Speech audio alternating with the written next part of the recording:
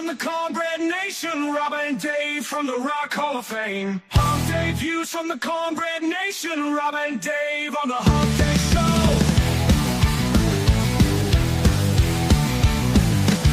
We're talking all out of the Southern Fried Nation. We're talking all out of Cornbread Nation, Rob and Dave from the Rock Hall of Fame.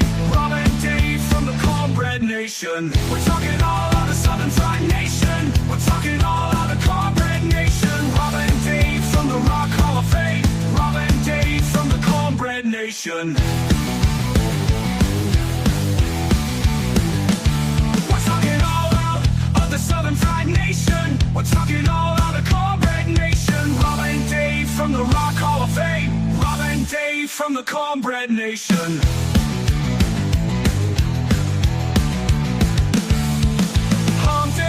From the Cornbread Nation, Rob and Dave from the Rock Hall of Fame. Humpday views from the Cornbread Nation, Rob and Dave on the Humpday Show. We're talking all out of Southern Fried Nation. We're talking all out of Cornbread Nation. Rob and Dave from the Rock Hall of Fame. Rob and Dave from the Cornbread Nation. Humpday views from the Cornbread Nation. Humpday views from the Cornbread Nation. Humpday views from the Cornbread Nation. Well, good evening, everybody, and welcome to Humpday Views. I'm Rob. That's Dave. How we doing this evening, Dave? Doing great in the wind. Ready to power through another podcast. Hope everybody's doing well. Happy Hump Day. Rob, how are you? I am sore and hurting, but I'm okay, and I'm going to power through just as long as I can. I'm not feeling super, but we're going to try it anyway. It just comes with being pretty. Well, I ain't never had to worry about that, so never been pretty. You're gorgeous, sir. That's not a term of endearment. What? Don't need no man telling that to me. Gorgeous. Sounds like something that said at a Democratic National Convention. Don't start that. Bill, I was looking around all those days. We were trying to keep everything light, but something popped out at me, and I just think it's hilarious and very atypical of the way things go nowadays. It seems like maybe some of the Democratic people were in there in the White House and they were talking back and forth. And they got dropped by the leader of the House. What was it? Johnson. Is that his name? And then later on, Hakeem Jeffries and Mike Lawler get into it. You don't want to mess with somebody named Lawler. That goes back to Jerry the King Lawler. But once again, he told Jeffries told him just to shut his mouth, thereby proving that leftists don't want to hear your opinions. They want to say they want to talk, but all they want to hear is their opinions coming out of your mouth. And it's just hilarious. Whoever screams the loudest is right.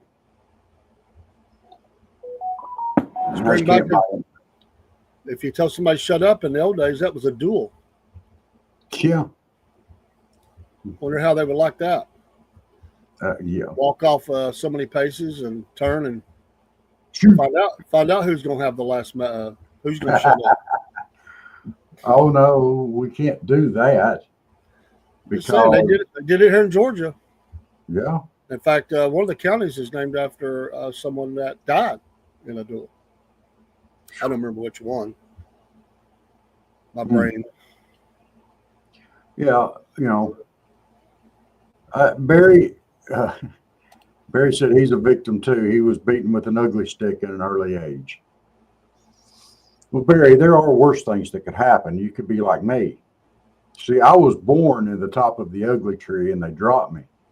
And I hit every stinking branch on the way down. And still wound up being this darn good looking. I like Come your on, cat there, Barry. His cat. He does have a cat in there, doesn't he? Yeah, it Well, says Chuck help has control been human population. Chuck has been ornery all day long today. Every time I've gone to move, he has got right up under me every stinking time. He's a little snot, telling you. And then he was laying over here giving himself a bath, Something else he likes to do in the bed all night long. Thank y'all very much. I was at a Connection event today. It was really nice, celebrating Hispanic culture, and learned some stuff, some of the numbers and stuff that I didn't know. I meant to bring it. I left it in the truck. I meant to bring it in tonight in the studio. I'll have to grab that next time. It tells some updated numbers on different things in relation to a lot of different things, and the just the changing dynamic of America. And that's a powerful block of people that are contributing and making, getting degrees and rising up in skill level, job level.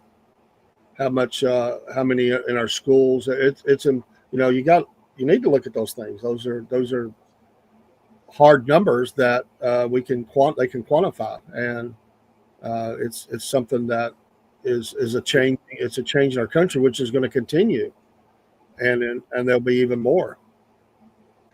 Yeah, and that's a good thing. 25 years from now, I don't know if I'll be alive, but 25 years from now, it's been predicted, and I heard these numbers a few years ago, that the United States will be majority Hispanic.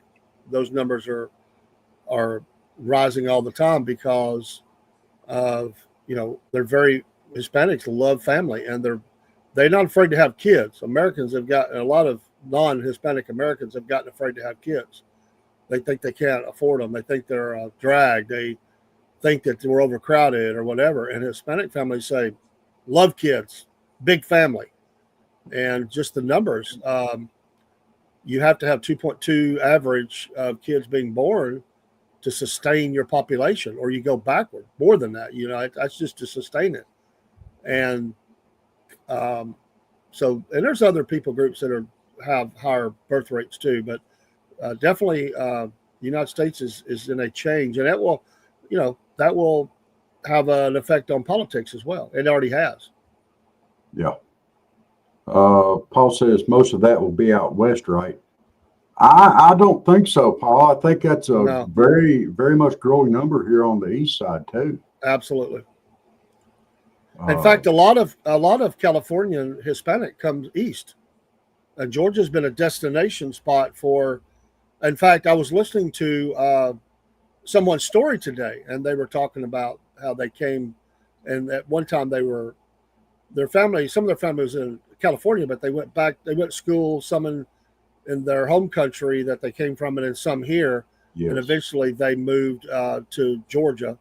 But I've heard that story many times. Georgia is definitely a destination point. Mm-hmm. If you go to Pigeon Forge, which is a nice getaway, almost all of your service help is Hispanic. Mm. If you'll look at the restaurant you go to, and every restaurant you go to, almost all the kitchen help is Hispanic. Wow. And I didn't know that their numbers, well, I guess close by a big city, not that far away, but they're moving in the area somewhere. I mean, they got jobs. Well, like down in Panama City, I noticed most of the motel workers and such were Hispanic. Yeah. And that's there's a lot of work there. So it was kind of funny. They were talking about things that they didn't know that because of who they were around, they would go to a place and they would be the only Spanish speaking person. And somebody would say, well, if this place is Hispanic, I can't I won't be able to order. They say, "Oh, I got you, but it would be a Cuban restaurant, and Cuban Spanish is way different than some other countries. And I know that at work because one of my employees is bilingual, and she can't hardly understand a Cuban at all.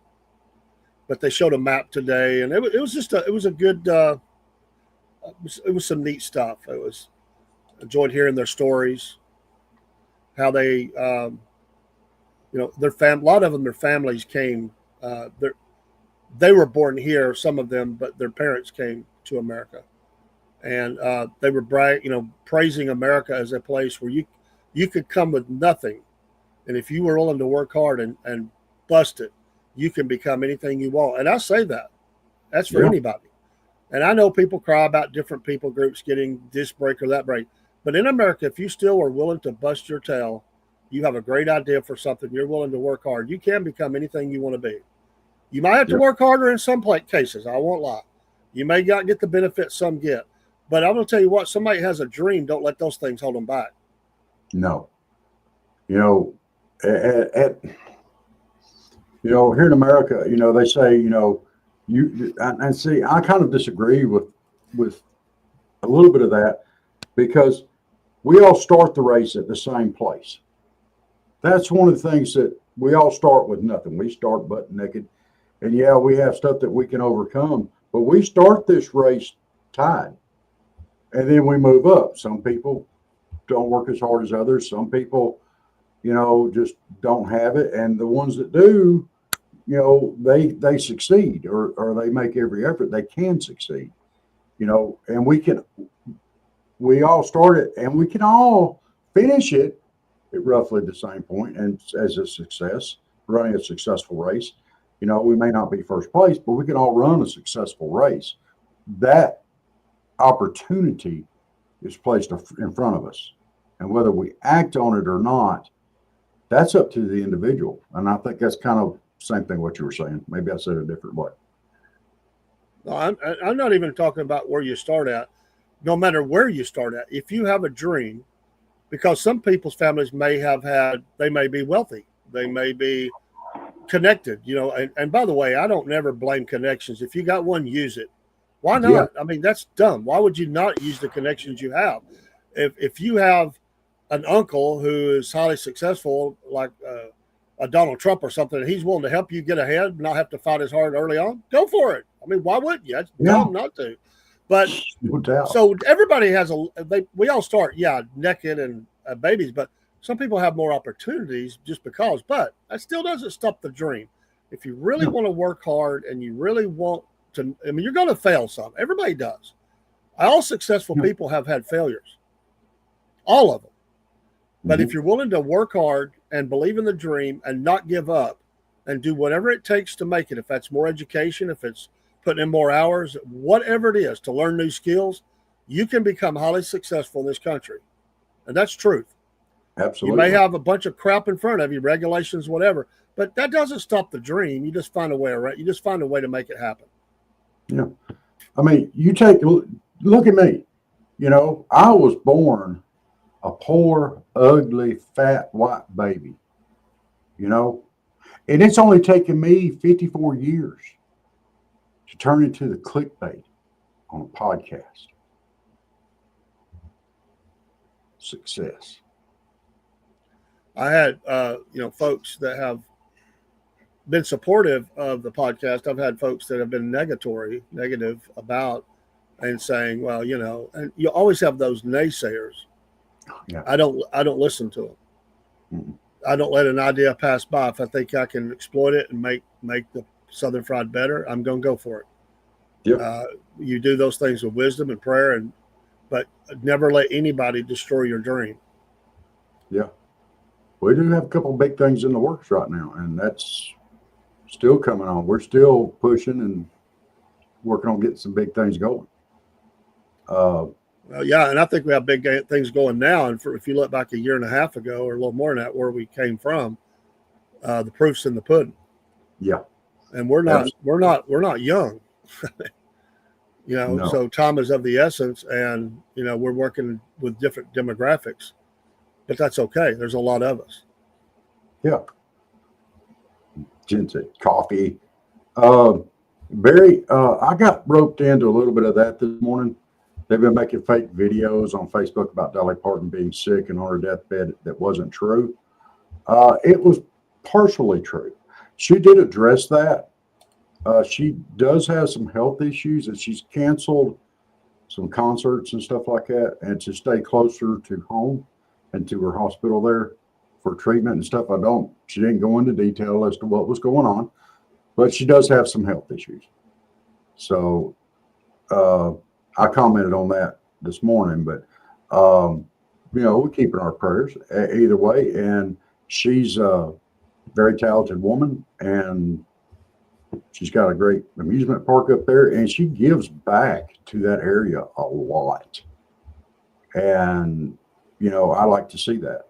And I think she's very classy, and I like her. And I even like some of her music. I did not like her venture into rock and roll.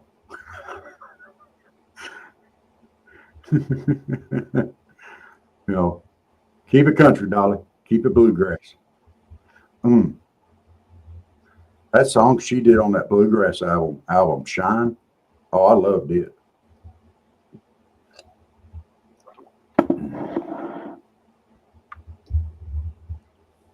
So, what did you think of that one?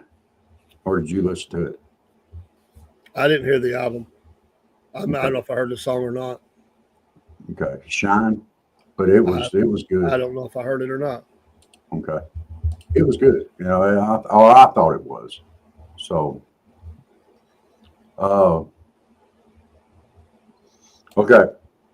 There was another story, and I don't not really want to dwell too far into politics, but but this is funny. This is funny, Dave. Okay. There is a criminal.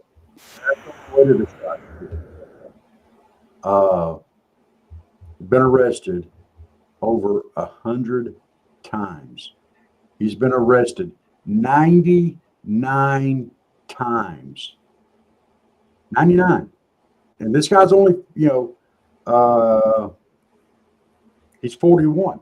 He's been arrested, Dave, 99 times. A lot of arrest. And he was wanting to get in on a rehab program instead of serving time on his latest arrest. We can always ask.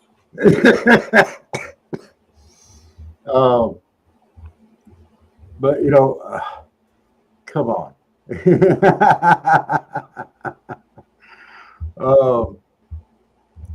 And this, I think in his latest one, it was like criminal trespass. But he's accused now of stabbing an elderly man, and he's never been in prison. 99 arrests, and never been in prison. He's learned how to work it. Oh my goodness. But this is in San Francisco. All right, in all fairness.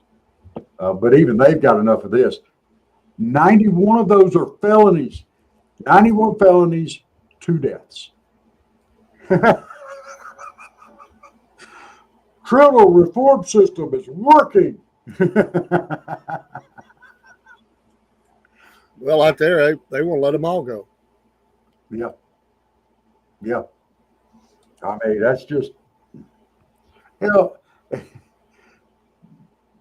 here in Georgia, if that happened to me or you, there ain't no way we'd make it to 91 or 99. I mean, we might make it to 5 or 6 if we're lucky.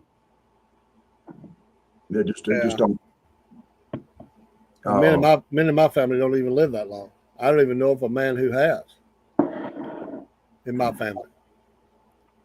For 99? It's rare to get out of the 70s in my family. Well, this guy here is only 41 years old.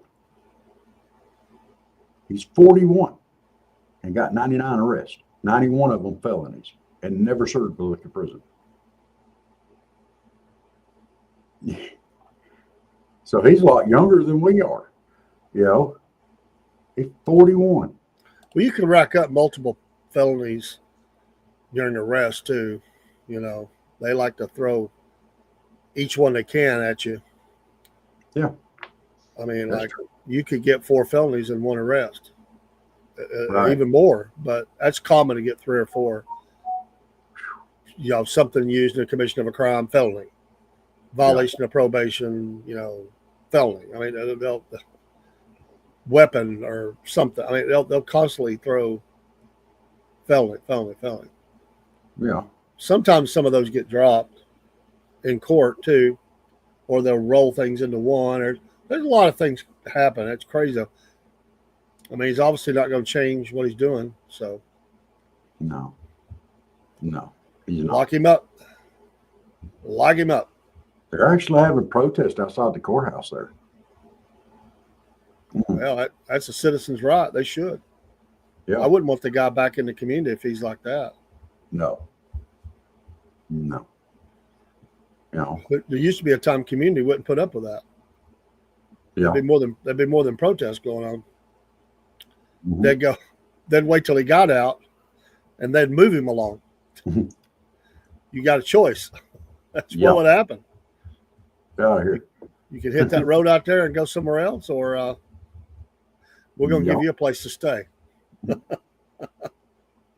Now, on the show this morning, Jerry was on and James. Yeah, I Jerry saw it. Barrett, and you saw it. Okay. Yeah, they're under the weather. Pray for them. Well, Jerry got to go home. He did get to go. Yeah, late today, he posted and said he's at home. So praise God. He was thanking everybody for the prayers. Good. I'm glad he made it. He's been through it. Hate to hear that about James. Yeah. We'll pray for him too.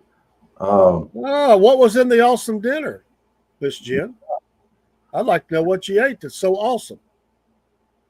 You tell me what you fixed, and I'll tell you what I fixed. We actually had leftovers last night. I fixed it. I haven't had dinner, so you can make me hungry. Well, I hadn't had time. If she don't, I will. I got you. I got you on the hungry part, I think. So I cooked it last night and had leftovers.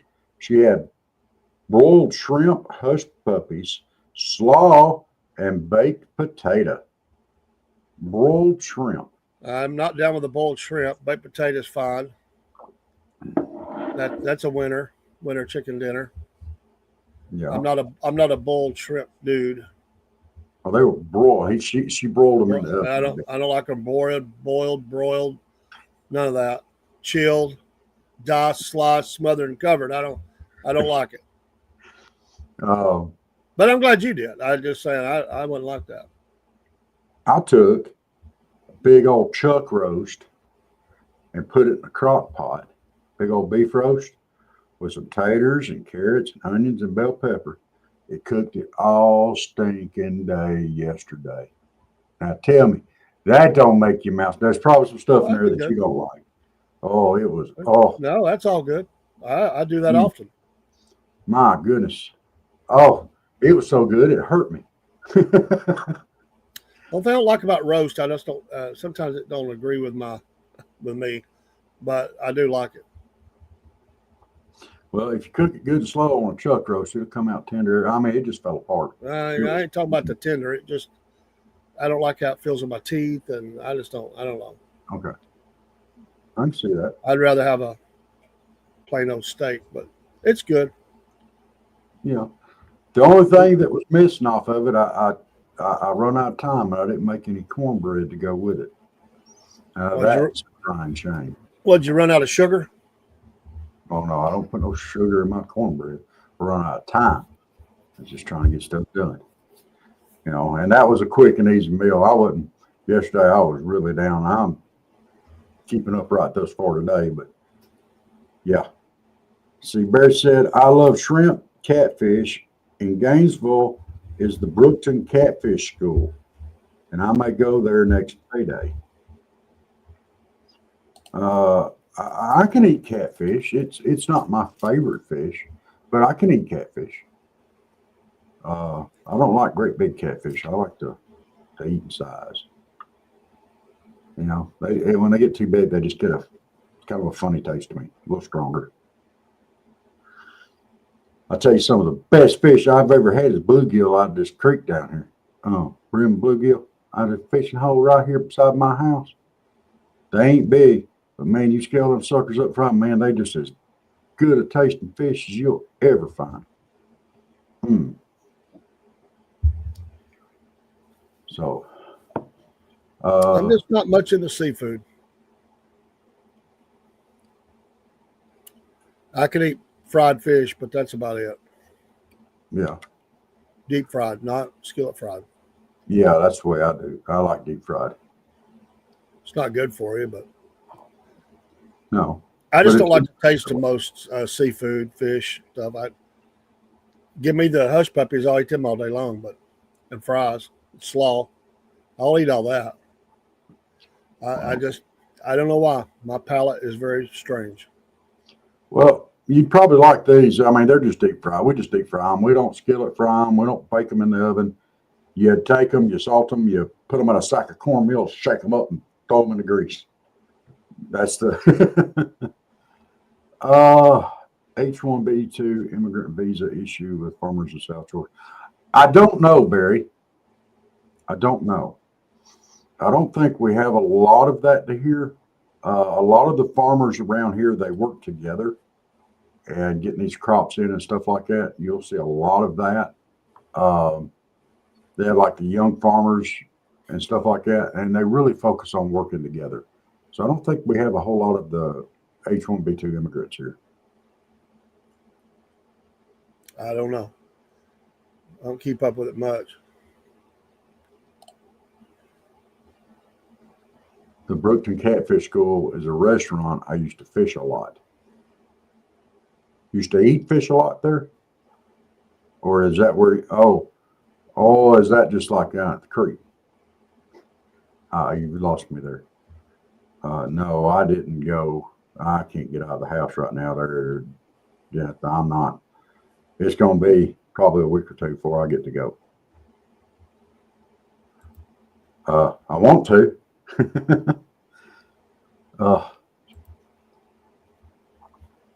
Yeah.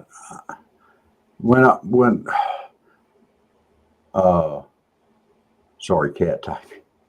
I had a bunch of stuff going on Monday, and today I've been kind of in and out a little bit with the epilepsy, and I'm burning up right now, and it's cold in the house, but I am just pouring sweat right now. So, I'm on. It's still a bit humid too. Yeah. Here the day. It's warm today. Yeah. I think Chuck wants to get up here and type too. He keeps coming in here and walking back out, but he won't get quite close enough for me to pick him up and let him type. He just don't. I got to find some way for him to earn his keep around here. He's a lot of hassle. He's got to find some way to pay for his food and cat litter and stuff like that. He's got to earn his keep, you know?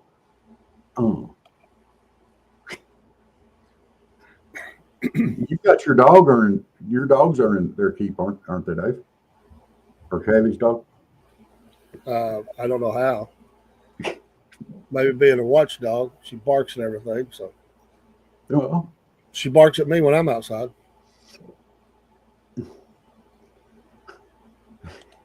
Long as Kaylee's happy, and my wife. Oh, I didn't think about that. When I was talking about doing a chuck roast, Chuck may have that might have been why he was under my feet and all offended today. He thought he was going in the crock pot. Well, if you'd have listened to our show last night, Jen bringing all that stuff, making me sick. I couldn't even eat the good stuff. Wow. What was she bringing? Cat vomit and dog vomit and what it looks like and what it means. That's a rough show on the stomach. It's good. It's good information, but whoo. Hey, let me throw this out there too. There's a guaranteed way to find cat vomit in the middle of the night. a guaranteed way. You go walking through the house barefooted with the lights off, you will find it every time. And there's nothing quite like walking right on through. Then it's like, oh, you make the same sound every time. It's, oh, see? Nasty. You make that sound too? Oh. They want it cleaned up, so they put it right in your path. Ugh. And it goes up between your toes, Dave. Ugh. Ugh. Ugh. That's disgusting. I'm sorry, but it's true, and they do it on purpose. Uh-huh. See, she makes the same sound too. I don't even know how you spell that sound.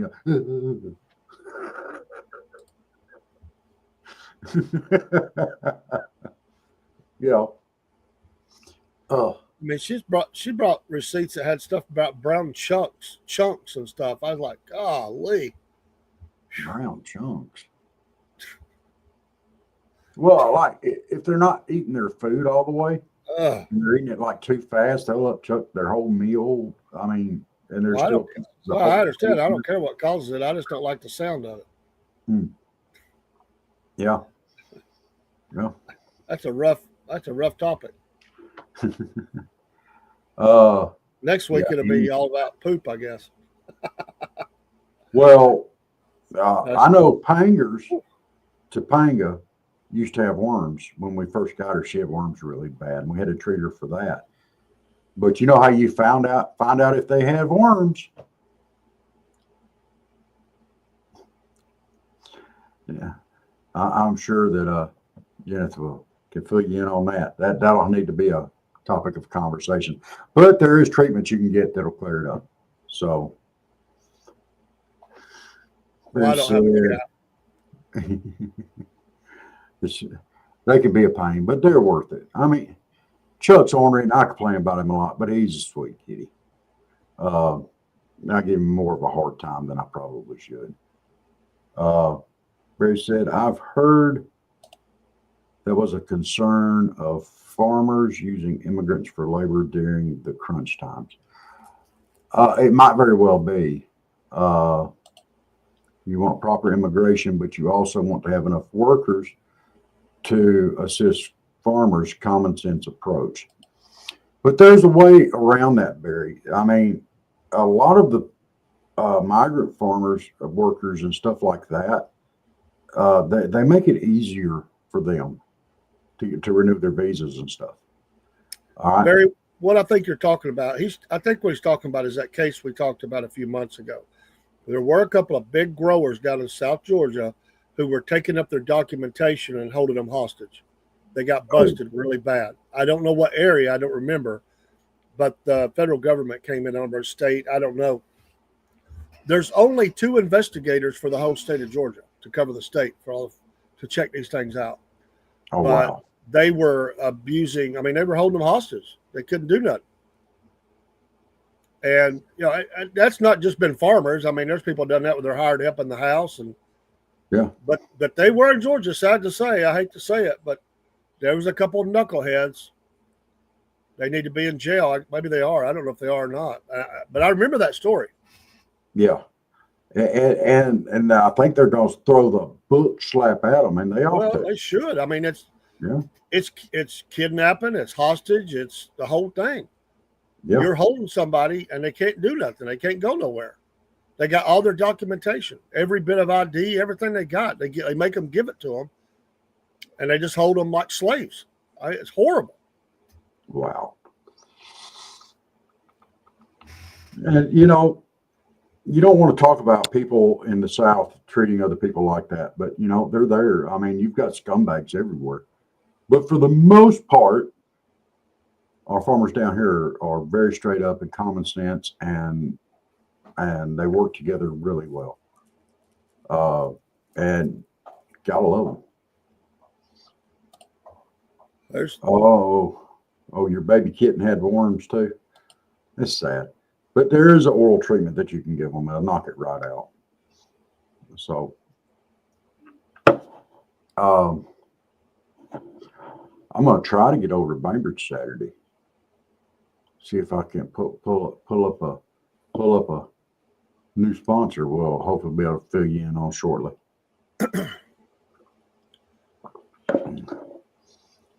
What do you mean let Chuck outside so we can catch some mice and snakes? Let me tell you something. Ever since I've gotten Chuck, he's been in the house. Since he was a little bitty, tiny, scrawny thing, he's been in the house. He's only got one eye. His depth perception's horrible. What in the world makes you think he could catch a mouse or a snake? And number two, if I let him outside, there's coyotes, there's bobcats, there's all kinds. I ain't letting them things near my kitty cat. That's right, no outside. Of course, you know he'd go kill a mouse or a bird and bring it to me and be like, hey, I brought you a gift. You know, no mouse or bird.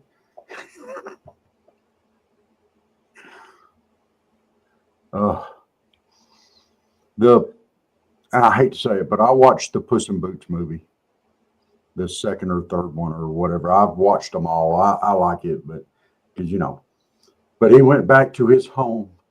The little old lady who lived in a shoe raised him at her orphanage.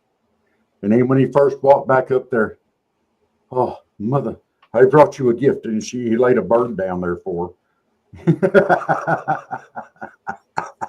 I brought you a gift. Cats will do that. Yeah, they will. Cat kindness. Yes. And they kind of get offended if you don't eat it, too. I ain't doing that. That's a sick thought. Maybe Jen does. I don't know.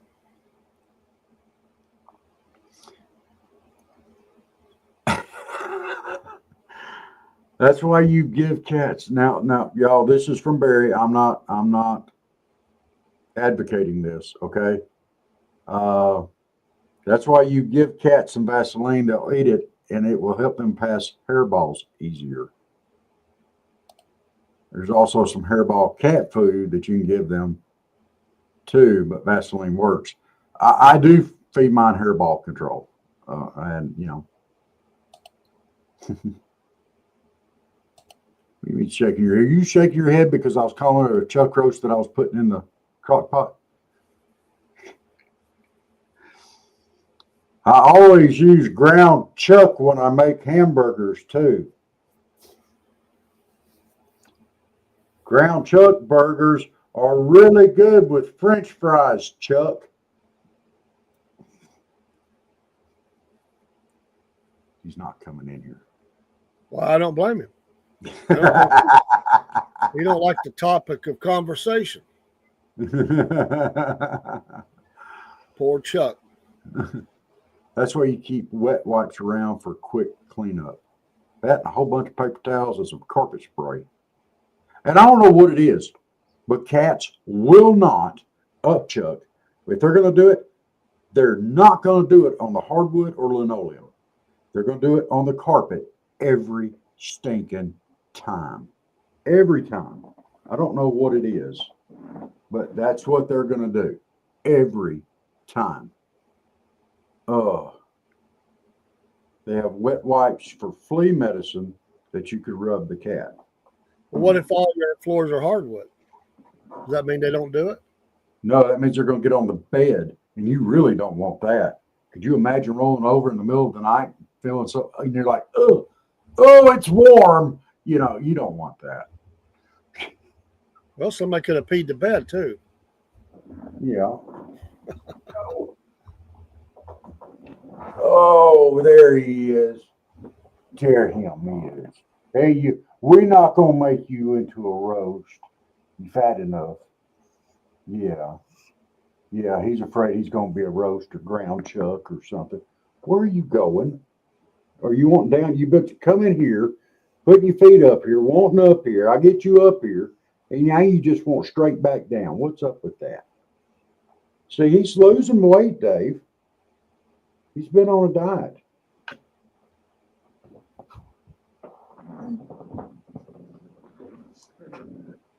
It's really hard to tell from here. I'll just shut that. Maybe in his tail.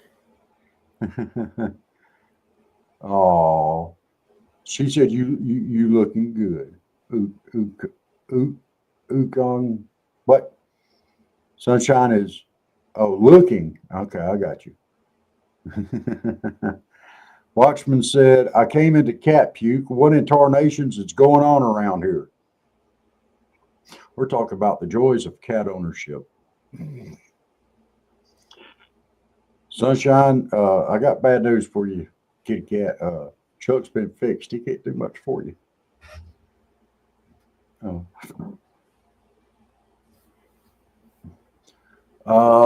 Barry said what Dave was talking about was there was a couple of carpet mills in North Georgia that was doing that with immigrants. No, There was some farmers down here. that's not what I'm talking about. There's the chicken places get hit too. That's common. I'm talking about it was two big farmers in South Georgia. This was a story a couple years ago, maybe 3, but in the last 2 or 3 years. And these guys took all the documentation that the workers had and refused to give it to them. So they had no proof of who they were. They couldn't leave. That's why they do it. Yeah. It was in the news. That's what I'm talking about. Mm.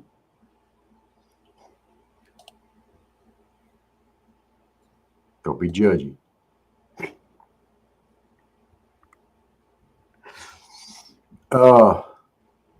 Yeah. Yeah, we talked about that. That was I think it was on the other side of the state from us or from me, or maybe a little bit north and on the other side. I remember talking about that and Jen does too. So I mean these things happen and it's not cool. And I hope they slam them. Whether it's there, whether it's in a carpet mill, whether it's in a chicken house, you got no right to treat anybody like that. It's human trafficking. Somebody brought those people to those guys. This ain't the first time they did that. No. They just got busted. Mm-hmm.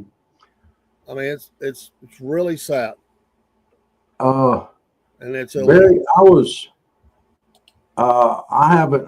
We need to get Miss Javina back on here again and give us an update. The last I heard, they were voting in some of the same people that brought that to Bainbridge, that hit it and everything else. And they're just like acting like this didn't happen.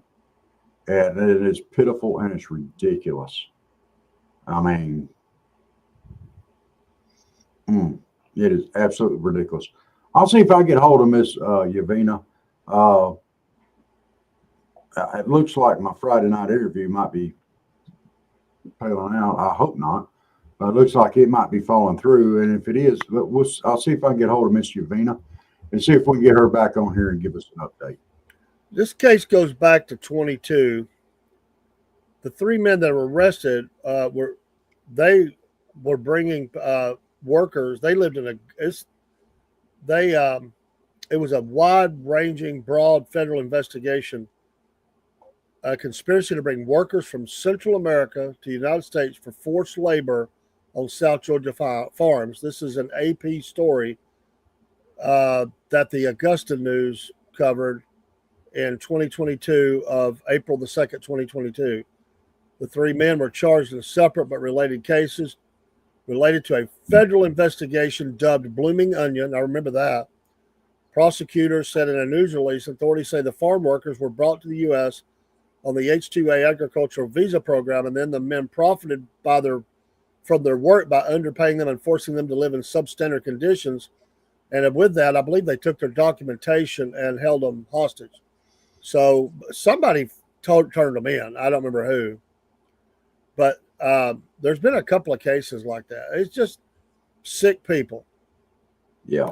There was a guy in Jessup, Georgia, who pled guilty to conspiracy to engage in forced labor. He was sentenced to serve 30 years in prison. Another man of Brunswick was found guilty to forced labor and was sentenced to 5 years and 4 months. And another guy of Brunswick received a 15 months after pleading guilty to conspiracy.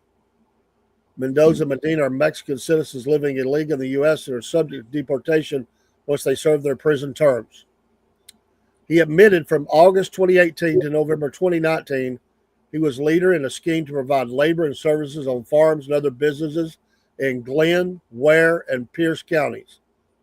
He recruited more than 500 people from Central America and unlawfully charged them for H-2A visas and withheld their identification papers and forced them to work for little or no pay in terrible conditions by threatening them and their families back home. That's how ugly it was. And it goes on. That's not the whole article.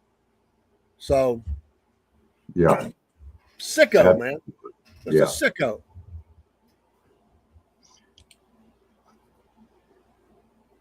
Just in a couple weeks or three, we'll have a good topic on our Claus and Pause shows.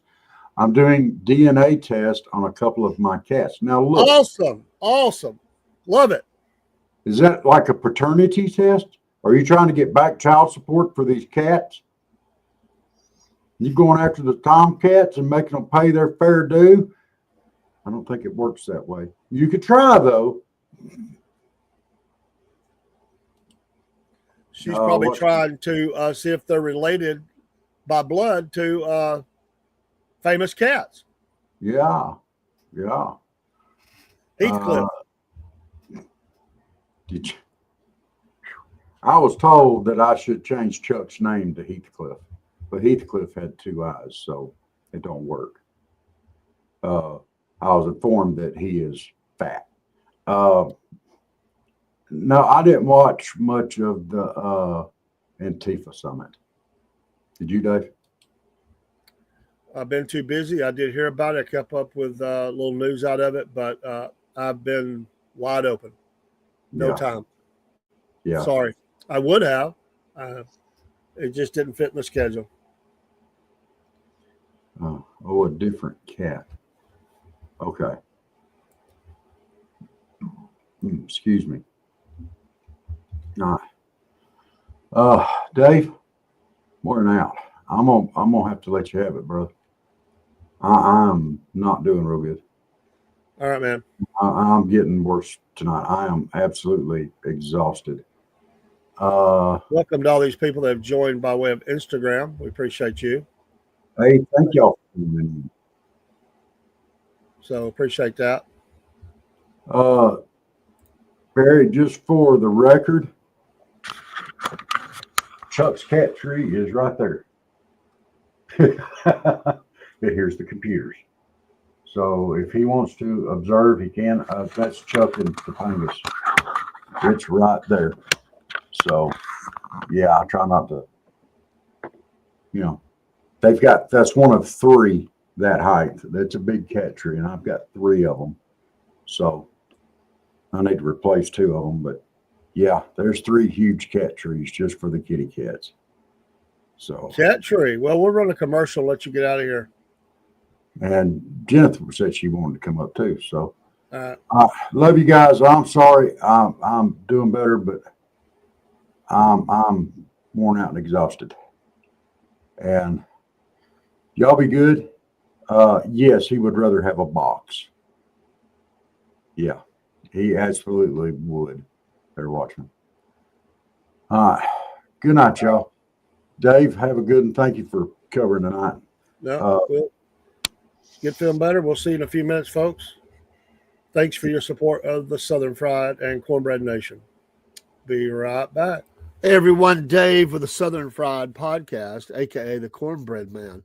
Hey, the Cornbread Man knows good coffee. Been a coffee drinker for a long time. I have had some in the past I really liked and some that I didn't care for. But I like coffee. Even bad coffee is better than no coffee, right? When me and Rob started the podcast, I had one requirement. Besides that, we would have to have some programs that were interesting to me. I said we have to have our own coffee. It was important to me.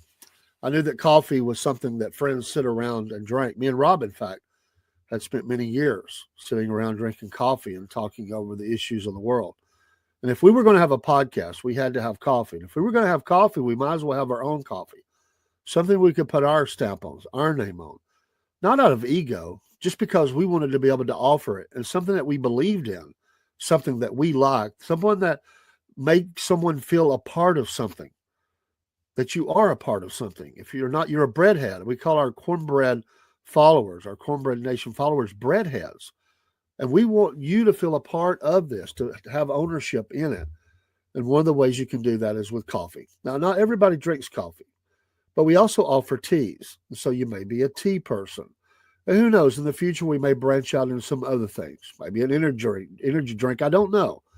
But I do know this. I know that this is a great coffee. And I know that we're glad to have it. And we would love for you to have a part of it too. And so when you follow that QR code, it will take you to our Shopify shop. And when you order there, there's a couple of things that we want to remind you of. Number one, there's a lot to offer. There's different blends. In fact, we're going to look in there and make sure that all the blends are being offered because there's so many. And, we adjust things. We add things in and take things out. So we want you to know there's a lot to offer. There's four different blends listed on the screen, but there are up nearly 40, not counting the teas and everything up, if I remember correctly. And some of those logos we're going to put in our store too on coffee mugs and things. So you can have those because we like those logos. But when you go there, you'll find that the shipping cost, if you live in the continental United States, the 48 states that make up the continental United States, there's no shipping charges. We kept it as close as we could. We're allowed to make a little profit, and that's what it is. It's a little profit. It's not a lot. We wanted to move volume. We wanted to just make a little bit. We wanted to make it as cheap as we could because we know times are tough and things are expensive. So get you some SFP coffee today. We know that you'll enjoy it. And hey, here I am with mine in the studio. Now, this was the house blend. You see the blend right here, house. And you can tell I've drank a lot of this one. I've got a couple of pots left. I'm ordering this week. I think Rob just ordered some for himself. Get you some SFP coffee. This logo stands out. It means something. The American flag. There was a lot of thought put in this when we made the logo. We wanted something that was patriotic. We wanted something that stood out, that stood who we are. The Southern Fried Podcast. We can't believe it. A year and a half later, we're still here, and we're not going anywhere. The coffee's not going anywhere except at your house and my house to have that coffee, to sit on the front porch and watch and take part in the front porch talking, or the morning shows that we have, or Mama Said, or sports, or whatever it is. The pet shows, we've got so many different shows. Get you some coffee, get you some tea. All of this helps the Southern Fried pay the bills. And again, we appreciate you taking us into your home, not only by listening to us, but bringing a product in. And you'll know that we have put a lot of care and concern and thought into this. We're not trying to get rich. We're just trying to make things affordable and to pay for things that we need to do the podcast. That's what it means to us. And we appreciate you so very much. If you bought something from our store, whether it's a hat or a shirt or whatever it may be, if you've given and followed and become a Mammoth Nation follower or a Patriot Mobile subscriber using promo code Cornbread, thank you so much. And there's other ways you can help us along the way, and you'll be sharing some of those. All of these things are intended to make sure that the Southern Fried stays on the air. We're not going anywhere. We're here, and we're here to stay. Take care. God bless. Dave in the AM along with Rob. Get you some coffee. Amen. Take care.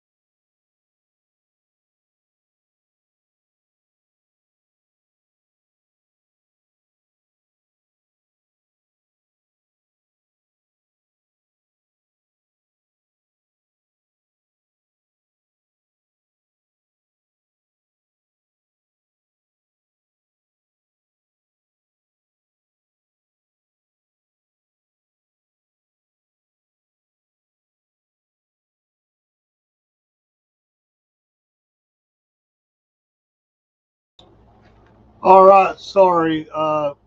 Rob called me right after as he was going off, and it crushed the system. I don't know why. So we lost. I had to shut down everything, and the studio was still live, so I went back in. So that's where I've been, but it locked me up. I don't know why. Just I don't know. But when he called me, everything went haywire. So I am back. I I am going to attempt to make sure that Instagram is still up and stuff. But what a mess! What a mess! So anyway, we're going to flip over and do. And Jen, I was working on bringing you up when it happened and everything froze. So give me a second. I'm gonna run the vent song or a commercial, another commercial. Run the vent song, and then try to come back in. I got to check on other streams. Um, Big mess. I never saw that happen before. I don't know. Something about when he called it just really went crazy. That's never happened before. I don't know. Sorry, we're still here. I've been here the whole time. I just could not talk to you. So let me uh, let me run one more thing in here, and then we'll come back and see where we are. Be right back. Hey, Dave here with the Southern Fried Podcast. We want to tell you some ways all on one page of how you can support the Southern Fried. Of course, you've heard us mention all of them. Here they are together. You know that we love Mammoth Nation. There's the QR code. These American companies that are all gathered together under Mammoth Nation's website. When you go through their portal, you get extra savings. These companies make deals with Mammoth Nation so that they can receive that influx of customers through their portal. I'm a lifetime member. Rob and others affiliated with the podcast are supporting them monthly. And these are great companies. You've heard us mention them recently in some of our programs. They are all American companies making American products. What a great thing. You can support them through this lifetime membership they have deals on, or you can pay monthly. And when you go through the portal that they offer, you're going to receive a lot of discounts. You'll make your money back in the first year if you'll shop there. You don't even have to get out. You could just shop.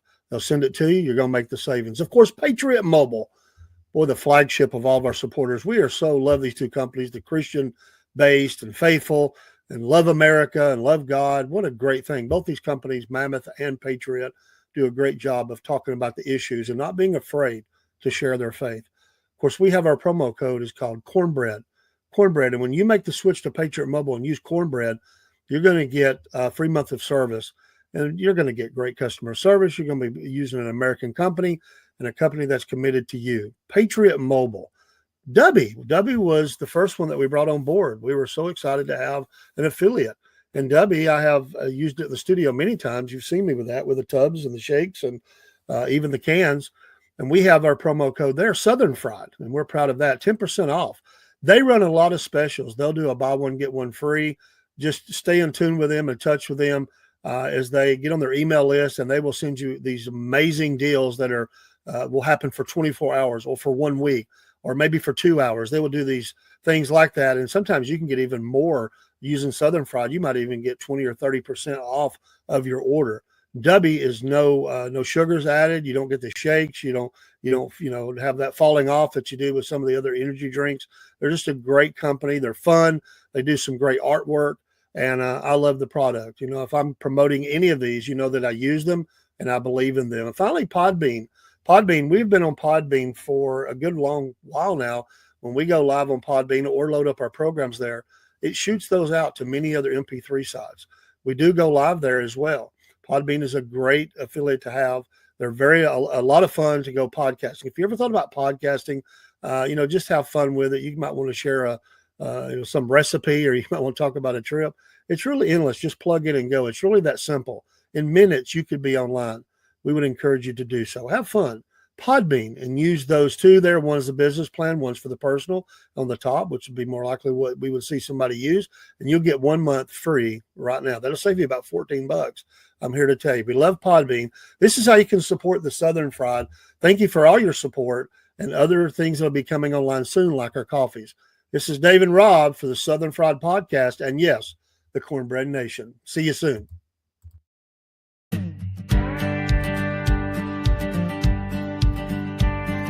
Hey man, I just want to tell you about this new country show where everybody gets to vent their frustrations about whatever's got them down. Here's how it goes.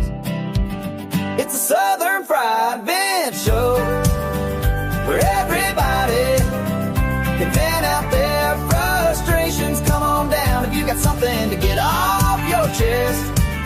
It's a Southern Fried Vent Show where everybody can vent out their frustrations. And if you're not satisfied, then don't come back.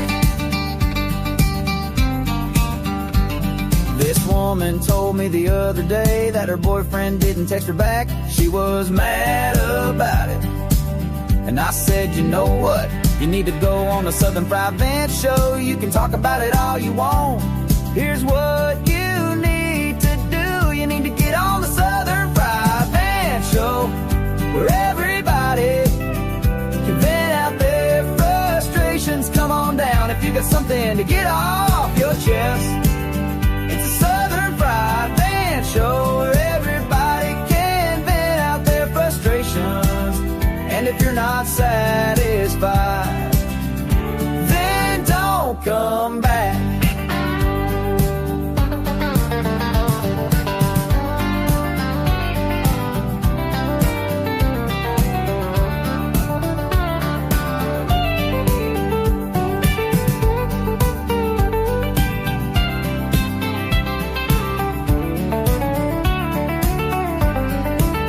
I said it's just like this man told me the other day that his neighbor had been looking at him funny and it was bothering him. I said, you know what? You need to go on the Southern Fried Vent Show. You can talk about it all you want. Here's what you need to do. You need to get on the Southern Fried Vent Show where everybody can vent out their frustrations. Come on down if you got something to get off your chest. It's a Southern Fried Vent Show where everybody can vent out their frustrations. And if you're not satisfied, then don't come back.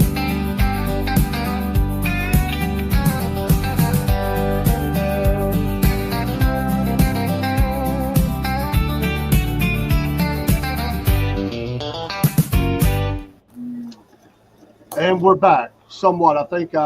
Thankfully, StreamYard captured everything. I just had to get back on the screen, and I'm going to start off the vent tonight. Okay. And this is not directed at anybody in the stream, I don't think.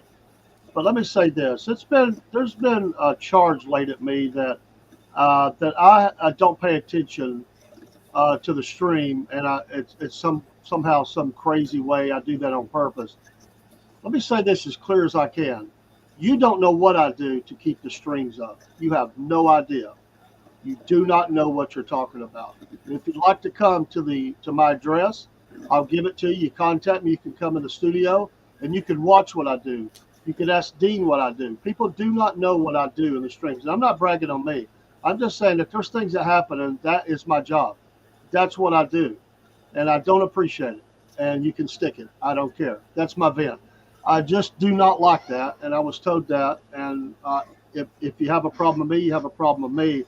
You do not know what I do, I promise you. You don't know what we've had to do to keep everything tied together enough. I am not ignoring people. I am not being a jerk. I'm just trying to monitor everything that's going on, and it is a lot. I'm not complaining about that. I love what I do, but there are times like now that you just have to go and dig, and you have to roll with the punches, and you have to do it. And so that's why me and Rob both said we like to have two people.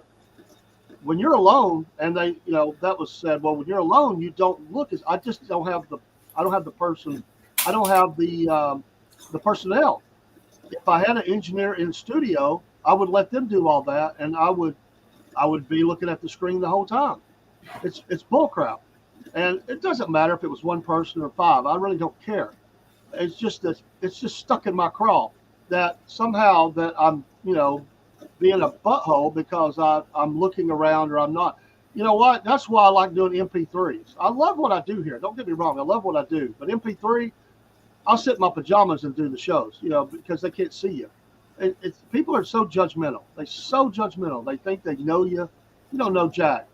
And you know what? It got back to me. Okay, so you kind of stuck in my gut, and I've been stewing on that for a few days. And tonight was just one of those examples. Crashed, absolutely crashed out. I have no idea what happened.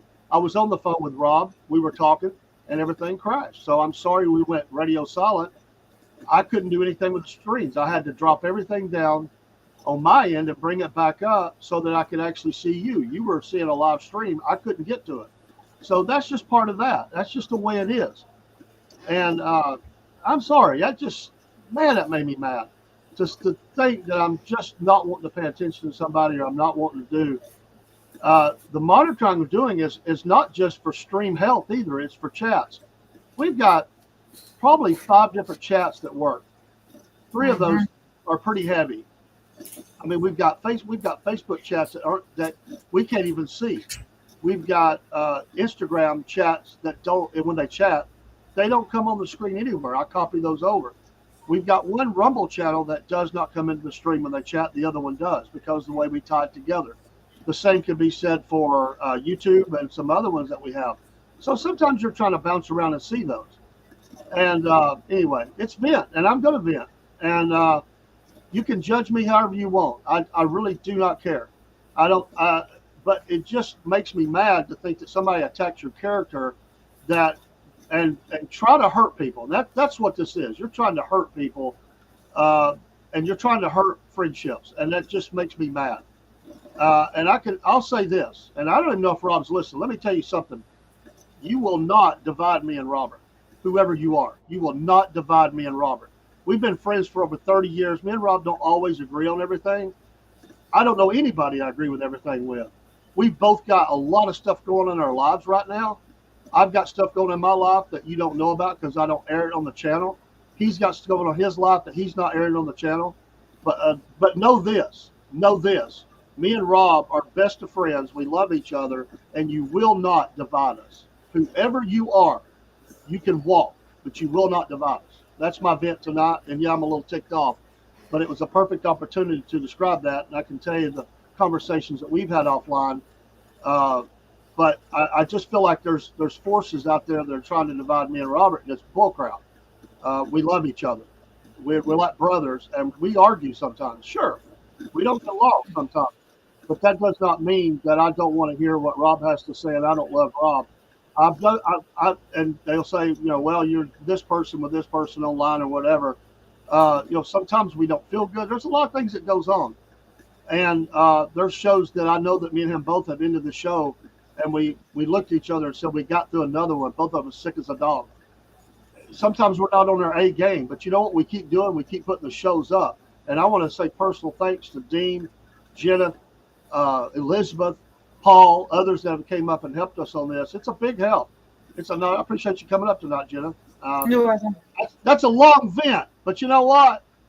Doggone it, when you get ticked off and you sit on something for a little while, Yes. it makes me mad. I'm a big boy. I can take the attack. That's not what bothers me. That is not what bothers me is that they don't know what they're talking about, and that they're trying to divide two friends. And that's obvious to me. It's absolute trying to divide me and Robert. I love the man, and we will always be friends. Always. That will never change. So there. If that's not your intent, and I took it wrong, fine.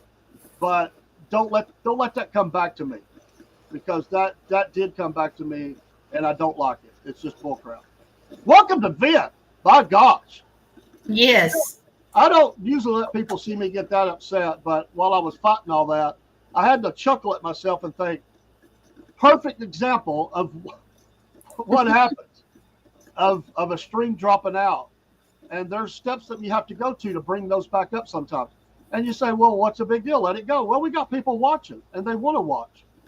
And I thank God for them that they want to watch. I thank God for the people at Instagram.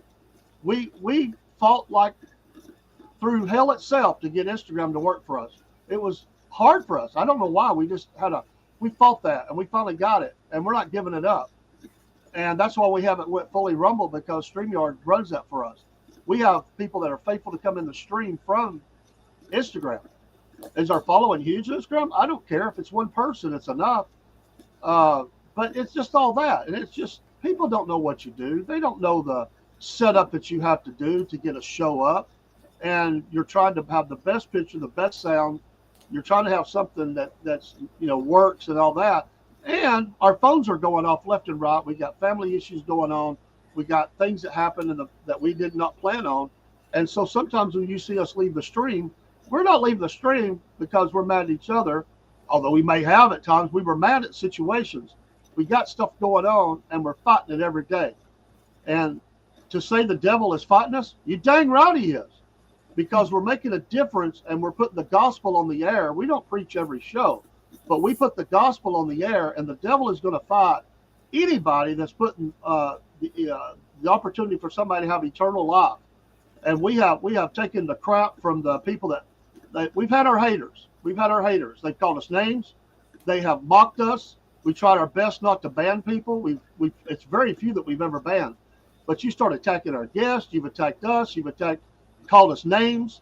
It's ridiculous. And so this is it. This is the time I let it go. You won't hear another word about it. But know this: these are my friends, and they'll be friends until I'm dead, and they'll be friends beyond that, because we're going to be walking the streets of glory together. Amen. Amen. That's an amen moment. The cornbread man has spoken. If I've offended you, I don't care. And I usually don't say that. Miss Jennifer, how are you? I'm fine. No vent tonight? Yes, I do. Oh, Yes, awesome. First, I want to ask about your function. What was that you were at? You said ambassador, and I saw the little thing later, but I couldn't make out what it was. It's the Georgia Power retirees. My dad worked for Georgia Power at Plant Hammond, so I still take Mama to the meetings, and I help out with stuff. And so he got up there and was talking, and I was like, "Is this the same guy that Dave was talking about?" And but yeah, he used to be a lawyer, and he was talking about Bobby Lee Cook, and then that story about the murders on. I'd love to have him. Did you get any contact info for him? I will. I got to email Keith. I didn't email him yet because I came home. Definitely want to have him on. That's another great story. For those that don't know, and I don't have the book in the studio. I'm looking around. I'm in trouble because I'm not standing right on the screen. But I have the book, the Zenith Man. Zenith Man. It's not the Zenith, just Zenith Man. Anyway, we did the little short interview with McCracken Poston Jr., the lawyer from Ringo. And it took a little bit of doing because he's a busy man. And I was able to get an interview that we recorded. We just couldn't line up for a live show. And it's been a while since we've done that. But we're flexible. We'll do an interview anytime, anywhere to get it in. I have a 50-minute interview. What we're going to do is tomorrow night, I'm going to run that. I'm going to splice all that together. We're going to have a preparatory, kind of set it up. We'll run the 7-minute interview again where I'm standing in the store and he's explaining the gist of the case. And then we have another 50-minute behind that. So right at an hour, just recorded time interviews with McCracken Poston Jr. of Ringo, Georgia, author and lawyer. And I went yesterday evening after our interview. Me and my family, we went to the cemetery where the gentleman's buried, him and his wife and his parents. And we did a couple of videos from there and took some pictures. That will all be preparatory or at the very end or whatever. It's all going to be part of one show that'll run slightly over an hour. My plan is to have that as a premiere on Saturday night because we haven't released anything on Saturday night in a while. And that's what I told him, 8 p.m. Saturday night, the premiere of this interview and story. It won't cover all of it because it's such a massive story. Mm-hmm. But I would challenge you to get the book and read it. And and he said this in the interview, I want to say it now. If you order the book from the 2 bookstores that sell it in Ringo, they will hold the book. He will autograph it and also put in a bookmark that has a picture on it that a press wouldn't let him put in. the book. They kept it copyright or whatever, Oh, but it's a part of the story. So he gives you the bookmark, and he will autograph it. And then if you're out of town, you could just give him extra money for the shipping or whatever. I promise you, it's a good book. I'm not even done with it yet. I wish I'd had it finished when we did this interview, but I just couldn't possibly get it done with everything that's done. I'm reading on it. But anyway, we will have that, and I'm thankful to get it. So when you said that, I said, well, he does speak in a lot of different places, so I thought maybe. But yeah, that'd be another great one. And Bobby Lee Cook, wow, what a character. yes. Tryon, Georgia, or Somerville, however you look at that. Some say he was the idea for Matlock. I don't know. Nobody's ever went on record of saying that's official, but it seems to fit. But he was a character, a real character. He did say one time during court when they were on a break or something, Bobby Lee went over to the other lawyer's desk and table, and he rustled all of his papers and stuff. So when he came back, the guy was looking at him. He's like, "What? I can't, And so it got a mistrial because the guy could not find anything to get together. So I believe that. I think his daughter is still a judge. I think so. I always wondered what that was like for her to be a judge, a lawyer than a judge. But they say, well, matter of fact, if I remember right, Mr. Poston went down to see Bobby Lee in this case. And he pulled 3 volumes off the shelf. Apparently, he had a heck of a library down there. yes, that's what this guy said. Oh, really? Yeah. Mhm. And he pulled them off, and he gave them to him on a subject matter that he needed to research to try to get this man free, off the charges, found not guilty. And he said, I'll get these back to you as soon as I can. And he said, no, I'm giving them to you. I want you to keep them and use them. And I thought that was pretty cool. Yes. That he just gave him the 3 volumes and said, you're yours. Pretty cool. Nice professional relationship there. I like that. But anyway, I didn't know what that was. I was coming out of an event at my main headquarters where I work, and I saw that, and I thought, wow, okay, cool. Podcasters always think connection, contact, phone number, ask the question. The more you do this, you'll start seeing stories. You'll take pictures because you just want to fill in a story or get a good story. And you just don't be shy to ask. We've been able to get some pretty cool stuff lately. Mm-hmm. Hey, I'll tell you, I'm transparent. Rob works the phones. I work the phone. He works interviews. I work interviews. I have reached out twice. I do have some connection in Washington, not a lot, but I've been trying to get Marjorie Taylor Greene on. It's not happened yet, but it will. It will, as long as she stays in office. We're going to get bigger. They just got a lot of requests going on, and we're not in that upper tier, but we are in her district because I'm in her district, and I wasn't able to get her on. We did put in the request twice, and we will do it again. And I tried to get the senator from up here. He said he would. Wasn't able to connect with him. I think he was just busy and probably thought, "Who are you?" I'll get him though. We're working on it. We did have the representative come on. We'll get him back.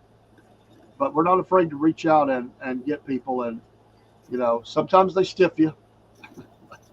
They say, sure. And then you can't shake them out of a tree. Yeah. But it's okay. I just always figure it's timing. And at a later time, there will be, there'll be a time where I told Robert a long time ago, I said, they'll come to us. They'll come to us.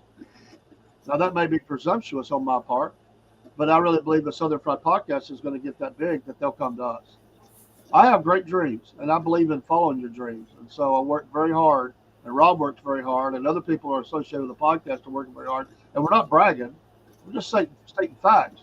This is not the ceiling. This is not the leveling off point. Because we are getting attacked, I feel like that's because we're getting noticed now. We're getting more noticed, and everybody does. It's not just us.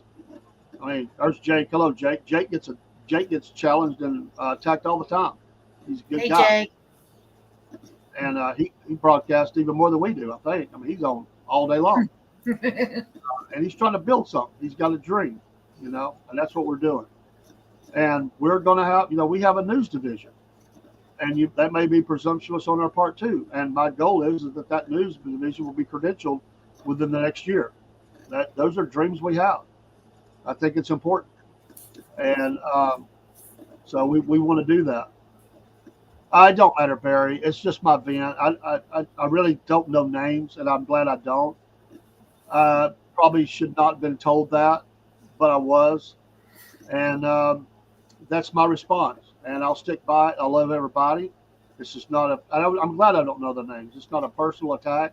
It's a blanket response. And I've been sitting on this. It's not just in the last week. There's been, let's just say a Christian is very discerning,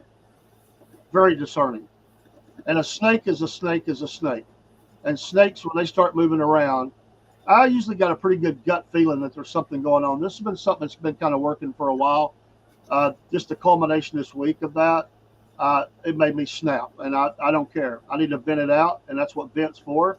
And so I said it. I'm glad I don't know who it is.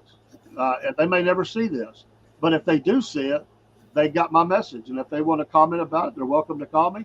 My number's all over the place. If you think I'm wrong and a liar and hypocrite and whatever, call me. But be a person.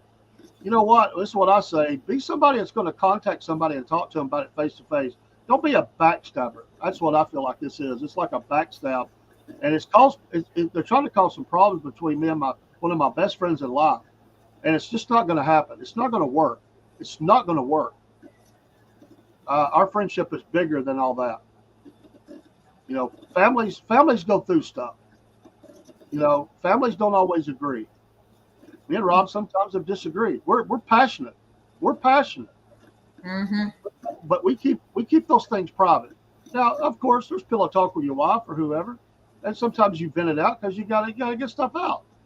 But that don't mean you go around and you start tearing down somebody's character. And I take that as a personal affront to my character. I'm a preacher. I'm a pastor.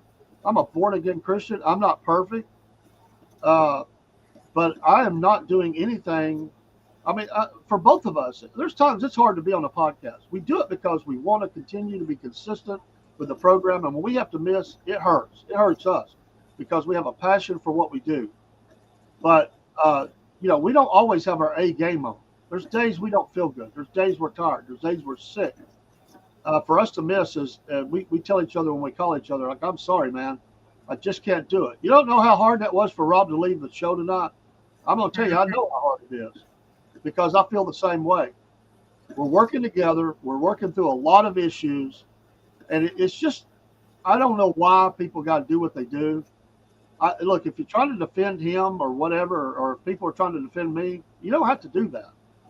We'll work out whatever we got going on. But to throw my character under the thing like that, the biggest thing is the division. But the second is you don't know what you're talking about. If you want to come to Podcasting 101 school, please drive north, come here, and I'll sit down, and I won't be mad and I won't be mean. I will show you what I do. When we lost Chris, and people don't know this, when we lost Chris was the techie guy for the whole podcast. Chris took care of all that. We just went live. All I had to do was get behind a computer and go live. I didn't do any of that. And when Chris left, Rob said to me, Dave, you're it. I don't know anything about the technology part. Dave, you got to do it. So the podcast was going to die if I didn't go out there and do some stuff and figure it out. We've not only been able to do that, and I've been able to show Rob stuff as well, is we've expanded it. I mean, I think that's something to be proud of. And it can take a few minutes to even set a program up because there's so many things that you have to click. And then when problems occur, you have to work on those problems. And people get upset when your string drops or the sound's bad or the picture's bad. We try. But you don't know what you're talking about. But that's okay. A snake is a snake is a snake. And that's just what I'll say.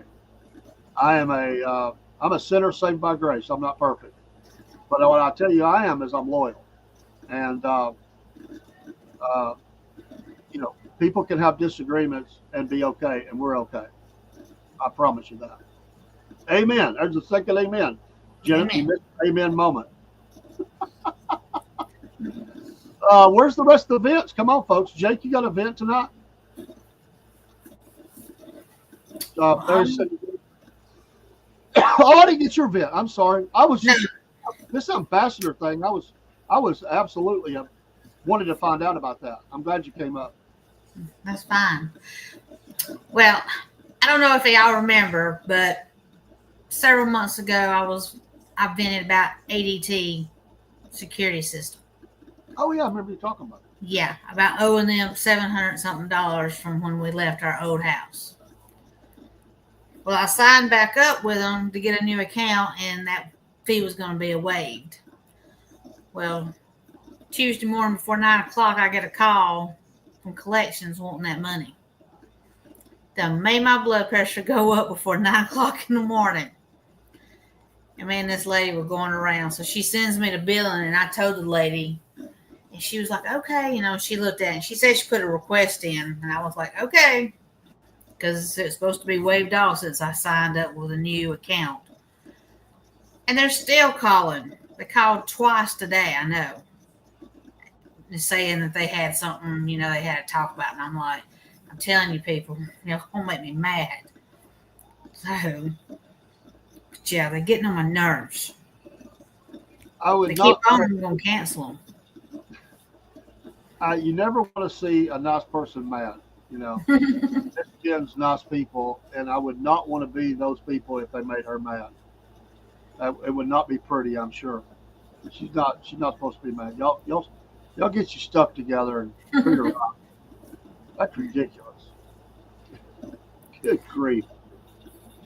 I mean, you know, I went, and I love these people, and I have a great sympathy for people doing fast food. I'll make another small event. It's a small event. It's not like before. I go to Hardee's a lot because I like the deal, the 2 for $5 or whatever. Mm-hmm. That's a pretty good deal when you think about it. Nowadays, with costs the way they are, that's a pretty good deal. So, yeah, I go there on the way to work a lot. And anyway, I ordered 2 biscuits. I know I made the order. I mean, they asked, I gave. They said, you know, pull around, whatever. And maybe the girl was having a bad day, so I pull up, and she has this really big bag she's trying to hand me. And I pull my hands back, and she says, that'll be $16 and 51 cents or something like that. And I said, whoa, and she said, you didn't have she started naming off the order. I said, no, I had the 2 steak biscuits. She's like, 2 steak biscuits? Like I've just dreamed it, you know. So she never passed the food out. She kept it inside. She gets to looking. There is no order for 2 steak biscuits on their screen or laying there. It's obvious. So they're trying to get all this stuff ordered. And so now I got to wait on the biscuits. But she goes ahead. Then she comes back to the window. This is after 16:51 or whatever it was. She says, that'll be $8 and something. I went, you don't have, I said, you don't do the special anymore? And she's looking at me like I got 3 heads. And because I was just going to cancel the order at that point because I didn't want to pay that. I didn't have the money on it. It was payday. I was scraping by. So, you know, you're Yeah. I mean, I'm a poor guy. But she looks at me like, huh? And she went, oh, you're right. We do have that special. I'm sorry. Hold on. And all these people are piled up behind me trying to get to work. And I know they had to be thinking I'm messing up the deal. But I don't know. She got out. I don't know if it's the wrong side of the bed or what. But she definitely didn't have her A game on. I've never seen that out of them. They're usually, you know, right on it. But you got to watch them. They'll charge you more money than you're supposed to. If you're not paying attention, you'll get ripped. Mm-hmm. Yeah, Barry, and I do too. I would too. That would be a great interview. I have been to 2 of her town halls. Kind of covered that on a podcast kind of way. Well, the first one didn't have the podcast going yet, but the second one we did. I try to talk to people. Sometimes other politicians show up, so I will do that as well. And it may be the next time she has a town hall, I may have to talk to her staff and say, "Hey, listen, now you're in the heart of the 14th, and here we are, and we're trying." Because I have to go through the Washington office, and they have a way you do that online. I called them the first time. I talked to the staff. I called. They said, "Well, you do that online. Just go in and put the request in." That's the easy way to say. Okay, so when you go on there, they ask you what topics. So the first time I felt like the topic, I thought maybe the topics were maybe too pointed or whatever. I changed it the second time, but they put on there what available times and dates do you have. Well, she's a busy lady, but I don't want to put something empty like whatever, whenever you want to come. So I actually put in 3 weeks of dates, Monday through Friday, various times, and take the time to type all that in. Because I don't want the excuse of, well, that don't fit. I put enough out there that something's got to hit. So I ain't got it yet. I'm not putting her down. She has a staff who are called the gatekeepers. That's what they do. I got to get past the gatekeepers, and we'll get it. Timing is everything. But she is a lightning rod of people that love her and people that hate her. It's a great. It'd be a great interview because the haters would even turn out. The people hate me, hate her, hate God, hate Israel, hate whatever. That's another thing. Let me throw one more vent out here. There's something else that happens on the podcast, and I don't think some people understand it. And I'm not speaking down towards anybody. I'm not talking about anybody that I know of that's in the chat right now.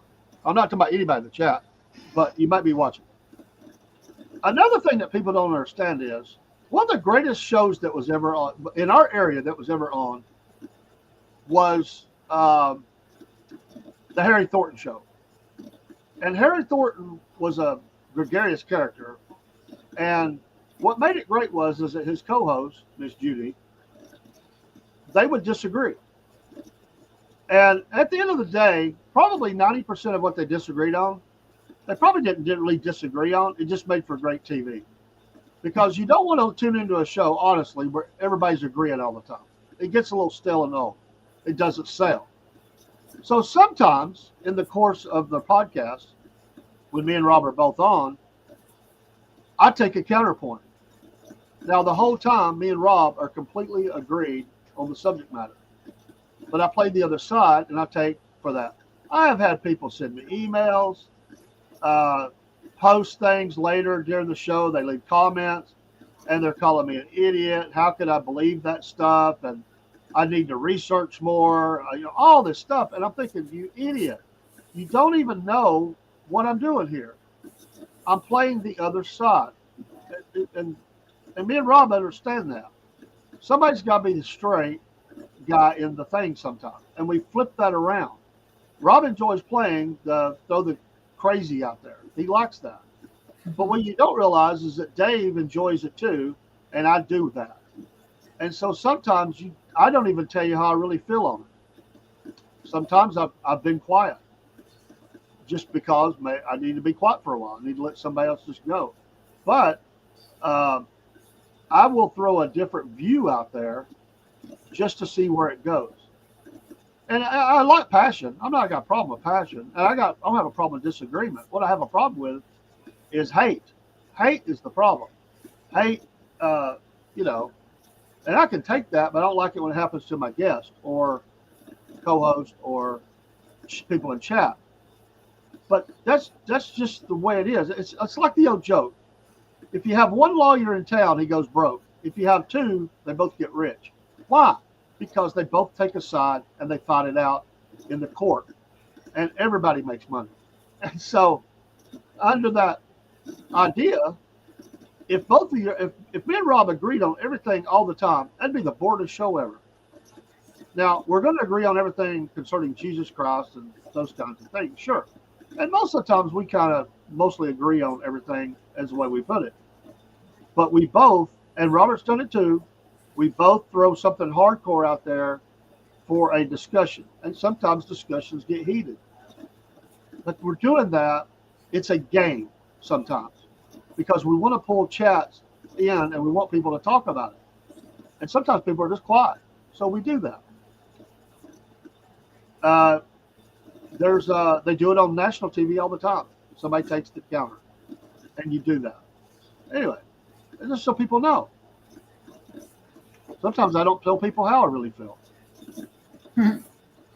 Sometimes I just don't, I don't want to share how I really feel about something.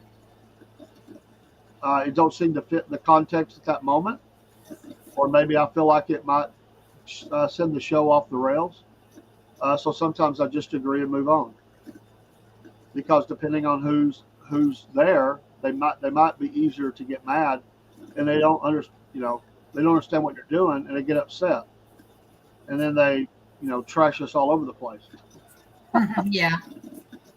But what I've told people offline is that we probably agree on 90 to 95% of everything we're talking about. I just took that 5% and magnified it for the sake of discussion. I mean, at the end of the day, it is entertainment. It is. And if you don't have something, then it gets very stale. So, one of the greatest, matter of fact, there used to be a guy who's a really nice guy. He became a co-host to a person up in this area. And she used to argue with her co-host, but the co-host died. He got sick and he died. And she started bringing in co-hosts, but she made a tragic error, I think. She hired people that agreed with her on everything. They were afraid to not agree with her. And the show became very flat, because people enjoyed the arguments. They like seeing a red face every once in a while. Do y'all have any local TV down there in Rome that you've ever tuned into? Local access TV, morning shows, anything like that? Oh, we used to. I don't think.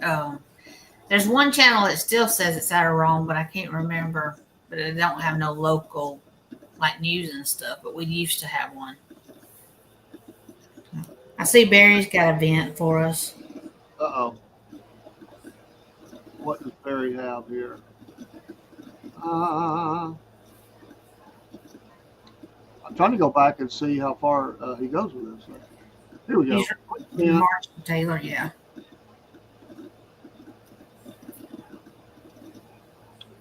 Well, I'm not for the digital ID, digital currency, and that was signed into executive order by President Biden a while back. I'm a little worried about where that's going to go. Mm-hmm. I would agree. Hall County Special, the SPLOST, 440 million. I'm kind of on the. I kind of go on both sides of the fence on this one a little bit. On one side, if people want to fund a SPLOST, they voted in. I'll go with that because that's what elections do. I haven't always voted for SPLOST because of local corruption. SPLOST has built schools and provided some infrastructure and different things that they didn't have to come up with all this money at one time. And what they do is they lock in a project for cheaper money, they say, versus what construction costs would be down the road. And they borrow the money and they pay it back with the money as it comes in. So that's kind of a very, very easy way to say that. There's a lot to it, but that's basically the gist of it. And they'll take that money that is going to come in with that 1 cent local. And by the way, there's E-SPLOST, regular SPLOST, and they tried in the past to get T-SPLOST in the state of Georgia. And so they will say, we're going to replace these schools, we're going to build these roads or pave these roads, all the different infrastructure type things, and people are happy. So here's a couple things that I don't like about it. Number one, they say it's just a penny, but that's a penny tax on everything you do, right? It's a penny tax on everything you do. So people make stuff sound like it's just a penny. Well, if I find something that's several $100s or even a few thousand, like a car, that turns into more than just a penny. You know, it does turn into money. And you know, hey, we all are paying higher costs. And it's, to me, it's another form of a kind of a tax, really. But anyway, and here's my problem with it. These people don't want to lose their splosh, so they play little games. And one of the games is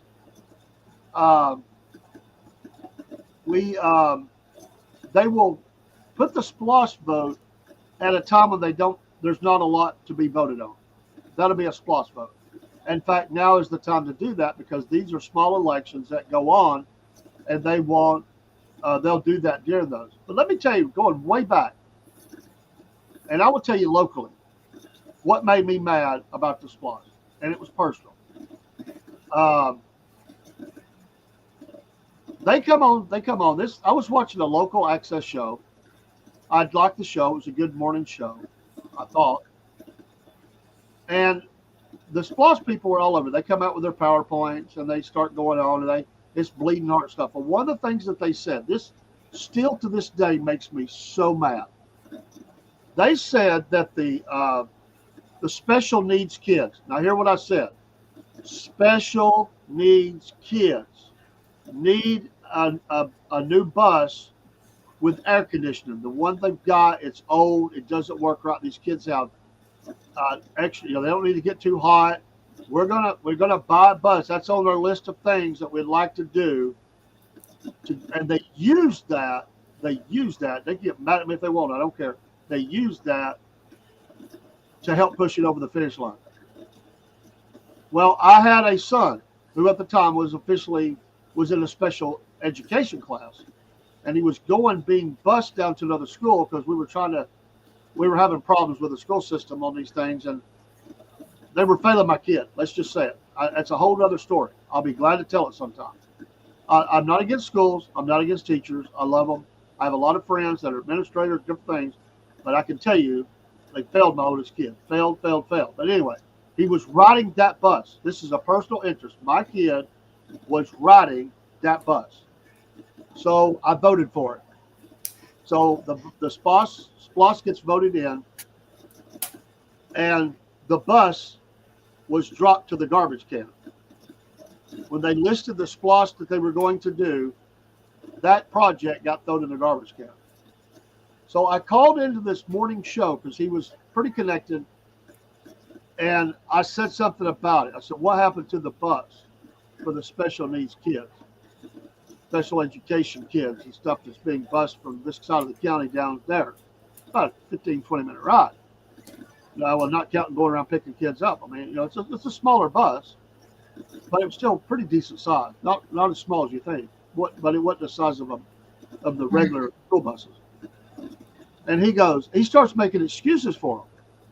And he says, oh, well, you know, all those projects that they listed are just ideas. They can't fund everything. I said, Bud, they were on your show. And they said they listed that as one of their top 3 projects. Top 3. They probably got 4 or 5 or 6 maybe of their projects done out of the 20 they came up with. Top 3, buddy, on your show. And then that you're telling me that it was not even. He said, you just don't understand how government works. I said, no, I absolutely understand how government works when I'm getting shafted. And he hung up on me. And I said, fine. That's the problem I have, is you get stuff like that. Now, and going along with how the school system failed my son, and lest anyone think that I'm just making that up out of my head, I had teachers tell me, teachers who were leaving the school system told me on the side that the school had failed my kid. Told me that. There were people that they also told me, they said, I've tried all I can. There are people here that don't care. Fight for it. Fight for your son. I thought I fought enough, but I was standing in the office of a local school, I won't name, and they wanted to move my son into my other son, went into a program, I didn't have a problem with the program, but when I told them they were standing in that office with other teachers, administrators listening, I said, let me tell you something. This school and school system failed my oldest son. I will not let it happen again. And the ladies get smart with me and says, what are you talking about? What do you mean school system failed your son? A little condescending comment. And the lady, one of the teachers behind her said, called her name and said, he's telling the truth. She actually backed me up, standing in the office of a local school, and told the other teacher, he knows what he's talking about. It was a failure. So I'm not making that up. I'm not a parent who just doesn't see. No, I could tell you stories, and I could tell you about Atlanta too, and the Atlanta so-called experts that came up and failed my son too. And here I am, a young parent. I think I'm fighting hard, and I did fight hard, but I still don't think I fought hard enough. And my son's a heck of a kid. He's a grown man. He's nearly 40 now. He's a heck of a young man, a heck of a father, a heck of a worker. And this so-called expert system in Georgia told me that my son would never be able to live alone, drive a car, work a job, dress himself, have any kind of hygiene, and he would never live by himself ever, blah, blah, blah, blah, blah. My son has worked at my same company for 12 years. He drives himself everywhere. He has his own house now. He has 3 beautiful children. And I've never had once had to go over and dress him. Oh, and he feeds himself. They said he couldn't feed himself. Good thing. Well, I was in a special ed all through high school. I mean, all through school, from elementary, middle school to high school itself. The last, I think, 3 semesters of high school, I was not in a special ed class, but I still had to go to the teacher because I ended up having to take darn history, like in my junior, and me in history, I got by with a D. I hated school. But, I was like, on the Ritalin in elementary school, and a doctor told mom and daddy that I would never be able to hold down a job except in fast food. Wow. And I ended up working at a medical facility for 14 years in medical records and doing all that stuff. Yeah. Ain't it amazing how they tell you that when the kid is so small? I mean, my son was elementary school at this time. He was maybe in the second grade. They brought a state so-called expert up to the school to test him for on a week or 2 or 3 days or whatever. I got called into a meeting with the principal, the special ed teacher, this expert, and some other person. I think they were county. I think they were with the county. The what do they call that? The ITP, whatever it's called. I think that was called. What is that called? When they are labeled as they have learning disability. The learning disability designation. I forget what do you call it. So this lady tells me, looking across, I'm right across from her, and she's throwing her credentials like they're frisbees at me. Saying, I've observed your son for a week. And these were the 2 examples that she gave me of why my son would always be a failure, because that's what she's telling me. He'll be a failure. And she told me that one of the things he did, I observed him trying to eat a banana before he peeled it. Okay. Kids have done that before. They just stopped paying attention, and then they figured it out, and they peeled the banana. Because I asked her, I said, well, did he finally peel it? She said, yes. But he started to eat it without it being peeled. Oh, Lord. That's like bad. I mean, wow. Okay, what you got? I mean, and she said, and this is exactly the way she said it. She said, do you know that I observed your son trying to eat a chili dog from the middle out instead of from the end to end? Oh, no. And I said, the shame of it all. I can't believe that. And she don't like my response. And she's saying, I've got all these. She started throwing all these official things at me, these tests, these her degrees, the expert. She knows it inside and out, and how smart she is, and how dumb we are as country people or something. So I'm not liking the way the discussion is going. I'd had enough, kind of like tonight when it ended. So I looked at her and I said, "Lady," I said, "I just want to ask you one question." I said, "When I was a kid, I ate mud pies in the front yard. What does that say about me?" Man, did she get mad? She slammed that book down on the table and said I was a parent that was refusing to face realities. And I told her, and by the way, when I said that, the principal, the county worker, and the teacher had to hold back the laughter that they were trying not to let out. It almost came out. And I said, "Lady, let me tell you something. I will show you. You can take all your tests. I'm not against tests. I'm not saying that my son doesn't have a learning disability. He probably does. But what I disagree with is that you're telling me that my kid will never amount to anything. How dare you walk in here and tell me about that?" And I said, "Thank God that you don't have my kid, because he don't belong to you. He belongs to me and God." And I said, "You're going to find out what two loving parents who care about their kid and invest in their kid, we're going to show you how successful he can be. And I just hope you're around in 20 years to see it." Well, I never saw her again. I mean, she was just gone. But anyway, stand up for your kids. Don't let these jackweeds do you like that. And God bless you for sharing that. Hey, there's nothing wrong with being a special ed. Just means that you can't stay up to the grade level work that's going on. But one size don't fit all. Sometimes there's all kind of reasons you could not be able to pass the work at that level. You said, "Well, I hated school." That was probably part of it. Just didn't care. I hate school. But you could be dyslexic. You could be, do have attention disorders. There's all kind of reasons that could be going on. And so sometimes you got to go in a class that's just more suited for you. Oh, yeah, I like that. Got the eyeball going on there. That's cool. Way to go. Yeah, I couldn't comprehend stuff. So if I read it and then had to answer questions or whatever, say I couldn't comprehend that. So to get the answer. You grew up and you made something of yourself. You're amazing. And you've done all this stuff. And where are these people now? And they're never there to help you. They're supposed to be like, "We just care about you. We care about your child." No, you don't. You're trying to justify your salary. Let's just face it. You don't want to put any more teachers in here because people don't want to talk about raising of taxes. I get it. But the classrooms are overloaded. The teachers don't have room for all of the work that needs to be done for the kids. There's elementary school classrooms that are over 20 kids in a class. They can't manage that. And some of them don't have parapros. They're just alone.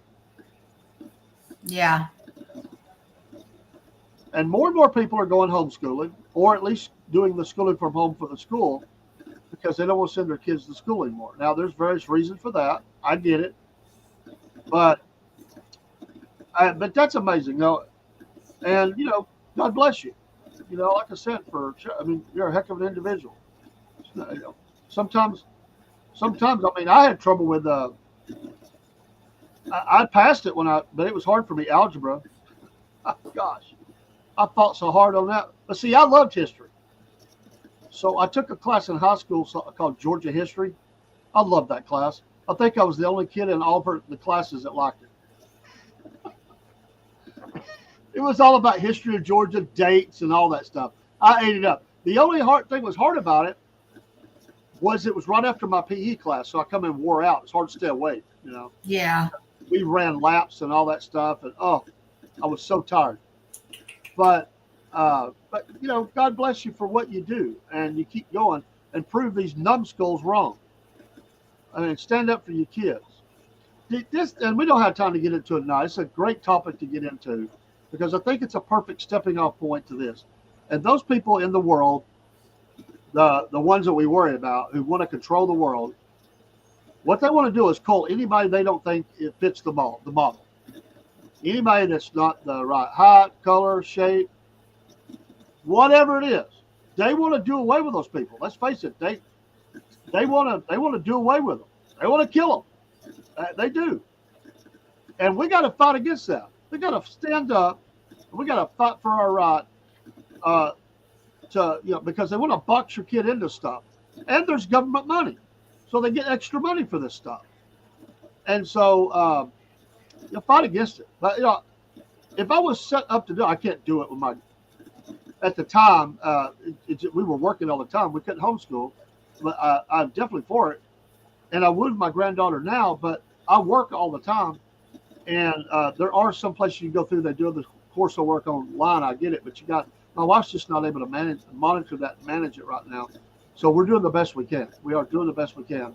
Mm-hmm. But it is at the point where I'm saying to all parents, and I don't want to make teachers mad or whatever, but in a lot of the school systems in America, it's time to get your kids out. It's time to get them out if you can. If you can swing that, if you can afford to get them if you can't do it, put them in a school. If you can't, I get it. But find the best school you can for them. Because our schools are failing our kids. Watchman said, educated myself. And so he said, they had me in special classes as a kid. I've worked on top secret aircraft like the F-22 Raptor. I formulated the glue used to make smocks used by surgeons worldwide. Wow, how about that? Mm-hmm. And awesome. And that's what you want to hear. That's the greatness of what God made us, even in a cursed world. You can do it. You can be whatever you want to be, and never let anybody define who you are, and never let anybody steal your dream, and never let anybody put you in a box and that's all you can ever be. That's baloney, and I refuse it. And stand up for yourself. Encourage people. I was doing an interview today, and I'm not bragging on me. We can do this, folks. We can do it. Interviewing people. Interviews are tough. You ever had to interview, Miss Jen? Mm-hmm. Did you like it? Mm-mm. Did it make you nervous? Yeah. Did they ever ask you a question you're like, I don't really know how to answer that? Yeah. Sure. Everybody's had it. So when we were asking the questions today, I was rephrasing them in a couple of ways to help out. I thought it might help this young lady. So it should be working for the other gentleman who was in the room. He had to leave early. He said, but please continue the conversation. So we were talking about the job because I did that job before, and we're just having a conversation. And right before we left, she said, hey, I want to tell you, I really appreciate what you did. I said, what did I do? She said, a couple of times those questions were really hard, and I have trouble comprehending that when I hear it. She said, but the way you rephrased the question, I was able to understand it, and it made perfect sense to me. And she said, I just say thank you. I said, well, you're very welcome. I understand how hard this process is, and we're not here to try to trip anybody up. It's the questions can be kind of stale sometimes. They're wordy. They use big words. I'm a country boy. I thank goodness for the education I have, but you don't got to talk to me like I'm a PhD. Just give me a common sense question, and I'll answer that question. Mm-hmm. But anyway, that's how we can encourage people around us, is to tell them, keep going. You're doing good. I'm proud of you. All that. That's like Miss Jen. She's awesome. And I tell her all the time, she's doing great as a co-host. And she hadn't been doing it that long. I don't know if she ever did it before. No. But she has turned it into one heck of a co-host. And I am so excited I get to witness that and be a part of it. I just got to shut my mouth and get out of the way and let her go. Well, it is 10 o'clock. We made it through everything. Yes. Rob not feeling well. Stream collapse from my end. What collapsed on y'all's end? I couldn't. Nothing on my computer would work. I had to I didn't reboot, but I had to drop everything down and then bring it back up. And then my vent. So probably people not like that. But Miss Jen made it all work. She made it work. You are the sunshine in the Southern Fried Vent tonight. And she even had a vent at AT&T. You better get it together.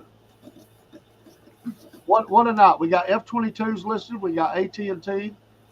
And there's that cat eye again. Give me the eye. I think the cat's telling me it's time to go. I want her back. Here on the air. I think that's what that look is. All right, folks. Ready for your mama. Here's the deal. Thank you for watching. Tomorrow morning I will be on, Lord willing, Patriot Morning Show. That's what I do on Thursday. Stop. Tomorrow night, 8 bells, the Cornbread Nation Show. Love that. We have fun with that all the time. So, yes, Watchman, that's worthy of the screen. But Cornbread Nation Show, and I'm going to try to put the other show together and be looking for specials. I did a TikTok live last night. Oh, did you?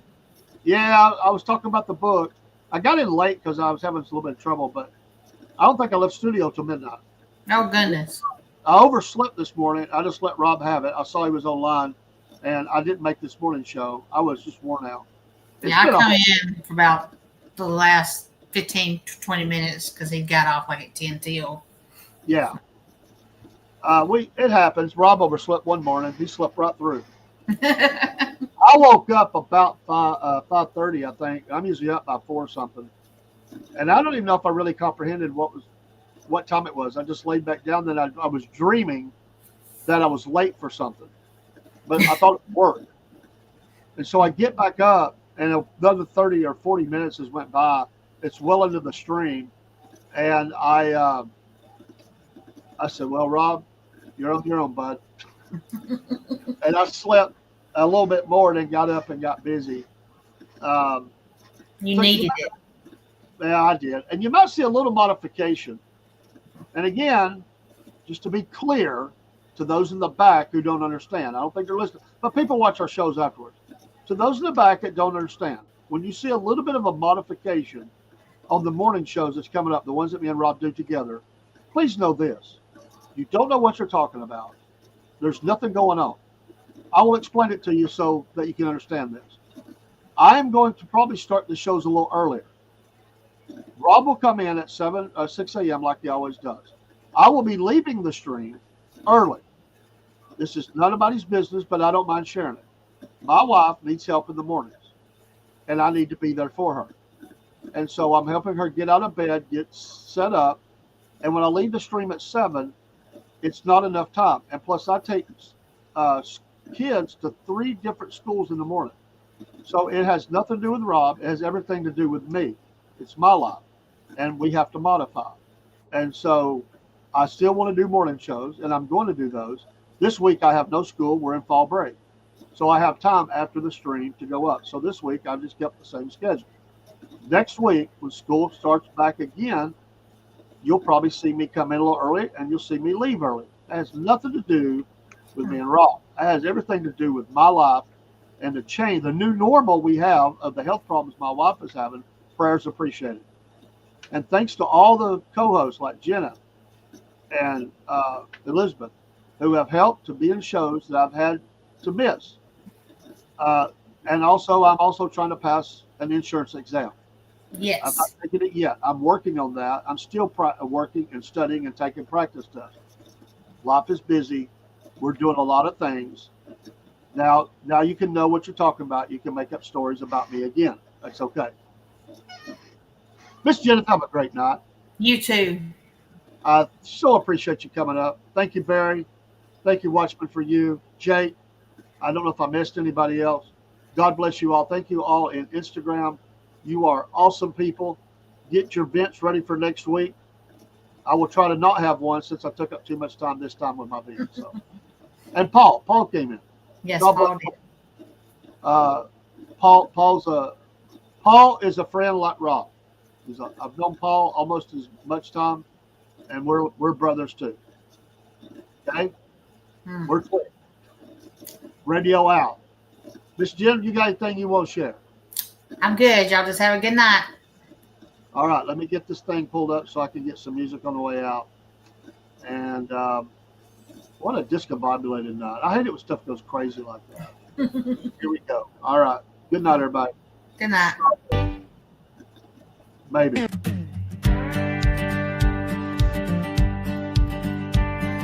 Hey man, I just want to tell you about this new country show where everybody gets to vent their frustrations about whatever's got them down. it goes. It's a Southern Fried Vent Show, where everybody can vent out their frustrations. Come on down if you got something to get off your chest. It's a Southern Fried Vent Show, where everybody can vent out their frustrations. And if you're not satisfied, then don't come back. This woman told me the other day that her boyfriend didn't text her back. She was mad about it. And I said, you know what? You need to go on the Southern Fried Vent Show. You can talk about it all you want. Here's what you need to do. You need to get on the Southern Fried Vent Show, where everybody can vent out their frustrations. Come on down if you got something to get off your chest. It's a Southern Fried Vent Show, where everybody can vent out their frustrations. And if you're not satisfied, then don't come back.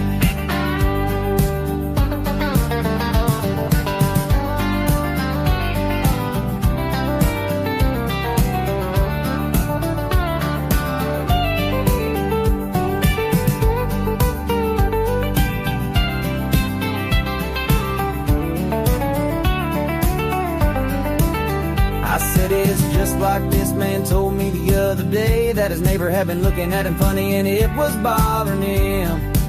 I said, you know what? You need to go on the Southern Fried Vent Show. You can talk about it all you want. Here's what you need to do. You need to get on the Southern Fried Vent Show, where everybody can vent out their frustrations. Come on down if you got something to get off your chest. It's a Southern Fried Vent Show, where everybody can vent out their frustrations. And if you're not satisfied, then don't come back.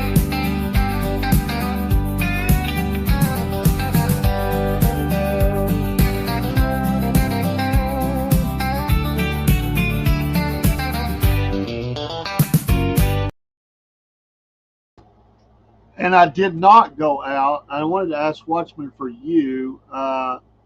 Email me if you would, sir. I don't know if I have your email. If you would send that to either Southern Fried Podcast at yahoo.com or Cordell's Atlanta, my name with an S, Cordells at Atlanta at Gmail. Cordell's Atlanta at Gmail. I just wanted to throw some back and forth. We talk usually on the streams. I wanted to ask you something. Not groundbreaking or not like that, but if you'll send me that, I just don't have information for you. If you don't mind me having it, and I promise I won't bombard your email, but I would love to talk to you just a little bit more offline. So that's what I come back in for, and I thought, look, the show's ending. I wanted to get that in before I got out of here, so didn't have time to type it in, so I just stopped the music and came back on. So once again, thanks everybody for being on. We do appreciate you very, very much. And I also came back on because with everything that was going on, we didn't get a chance to cover it. And I don't even know if Rob knew that it was in the overlays. And I've got the new overlay is that we are now an affiliate of the Hodge twins. And these guys, they don't take no jack. They are awesome. And the Southern Fried is now an affiliate with the Hodge twins, just recent. And so use that QR code, go there, check out their merch items, and you'll be supporting two great patriots. They love America. They tell it like it is. They're a little salty sometimes, but they tell it like it is, and I appreciate that. And I appreciate that we're able to be with them. So give them a look. If you don't know who the Hodge twins are, educate yourself. They're cool people. I like them. It works. And we appreciate that very, very much, as well as we do appreciate that you are in consideration of our coffees. And my order, I think it come in today. I got to go check my mailbox. The coffee is awesome. And I'm just saying that. I've liked every blend.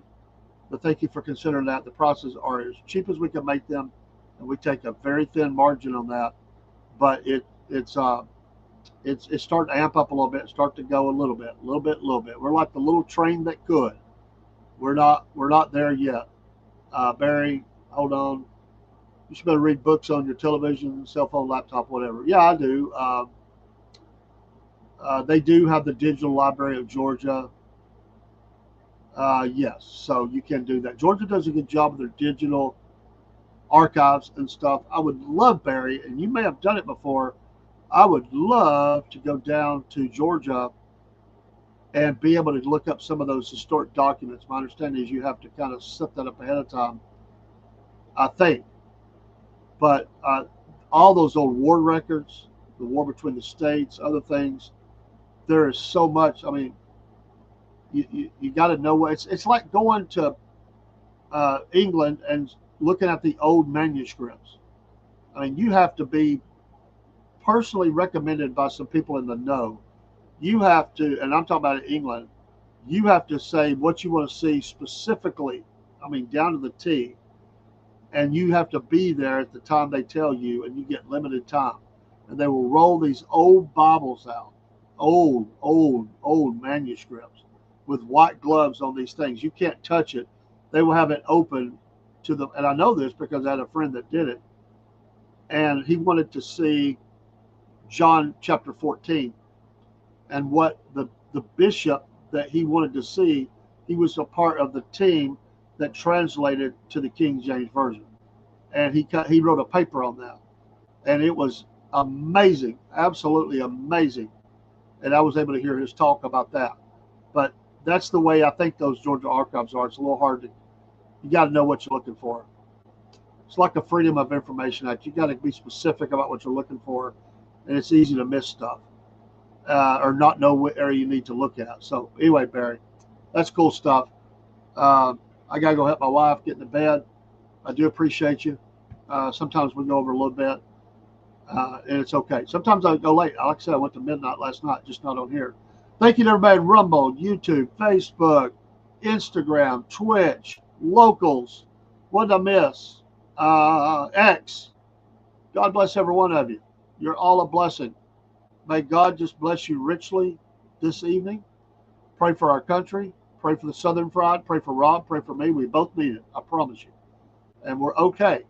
But we are battling some issues. And that's just life.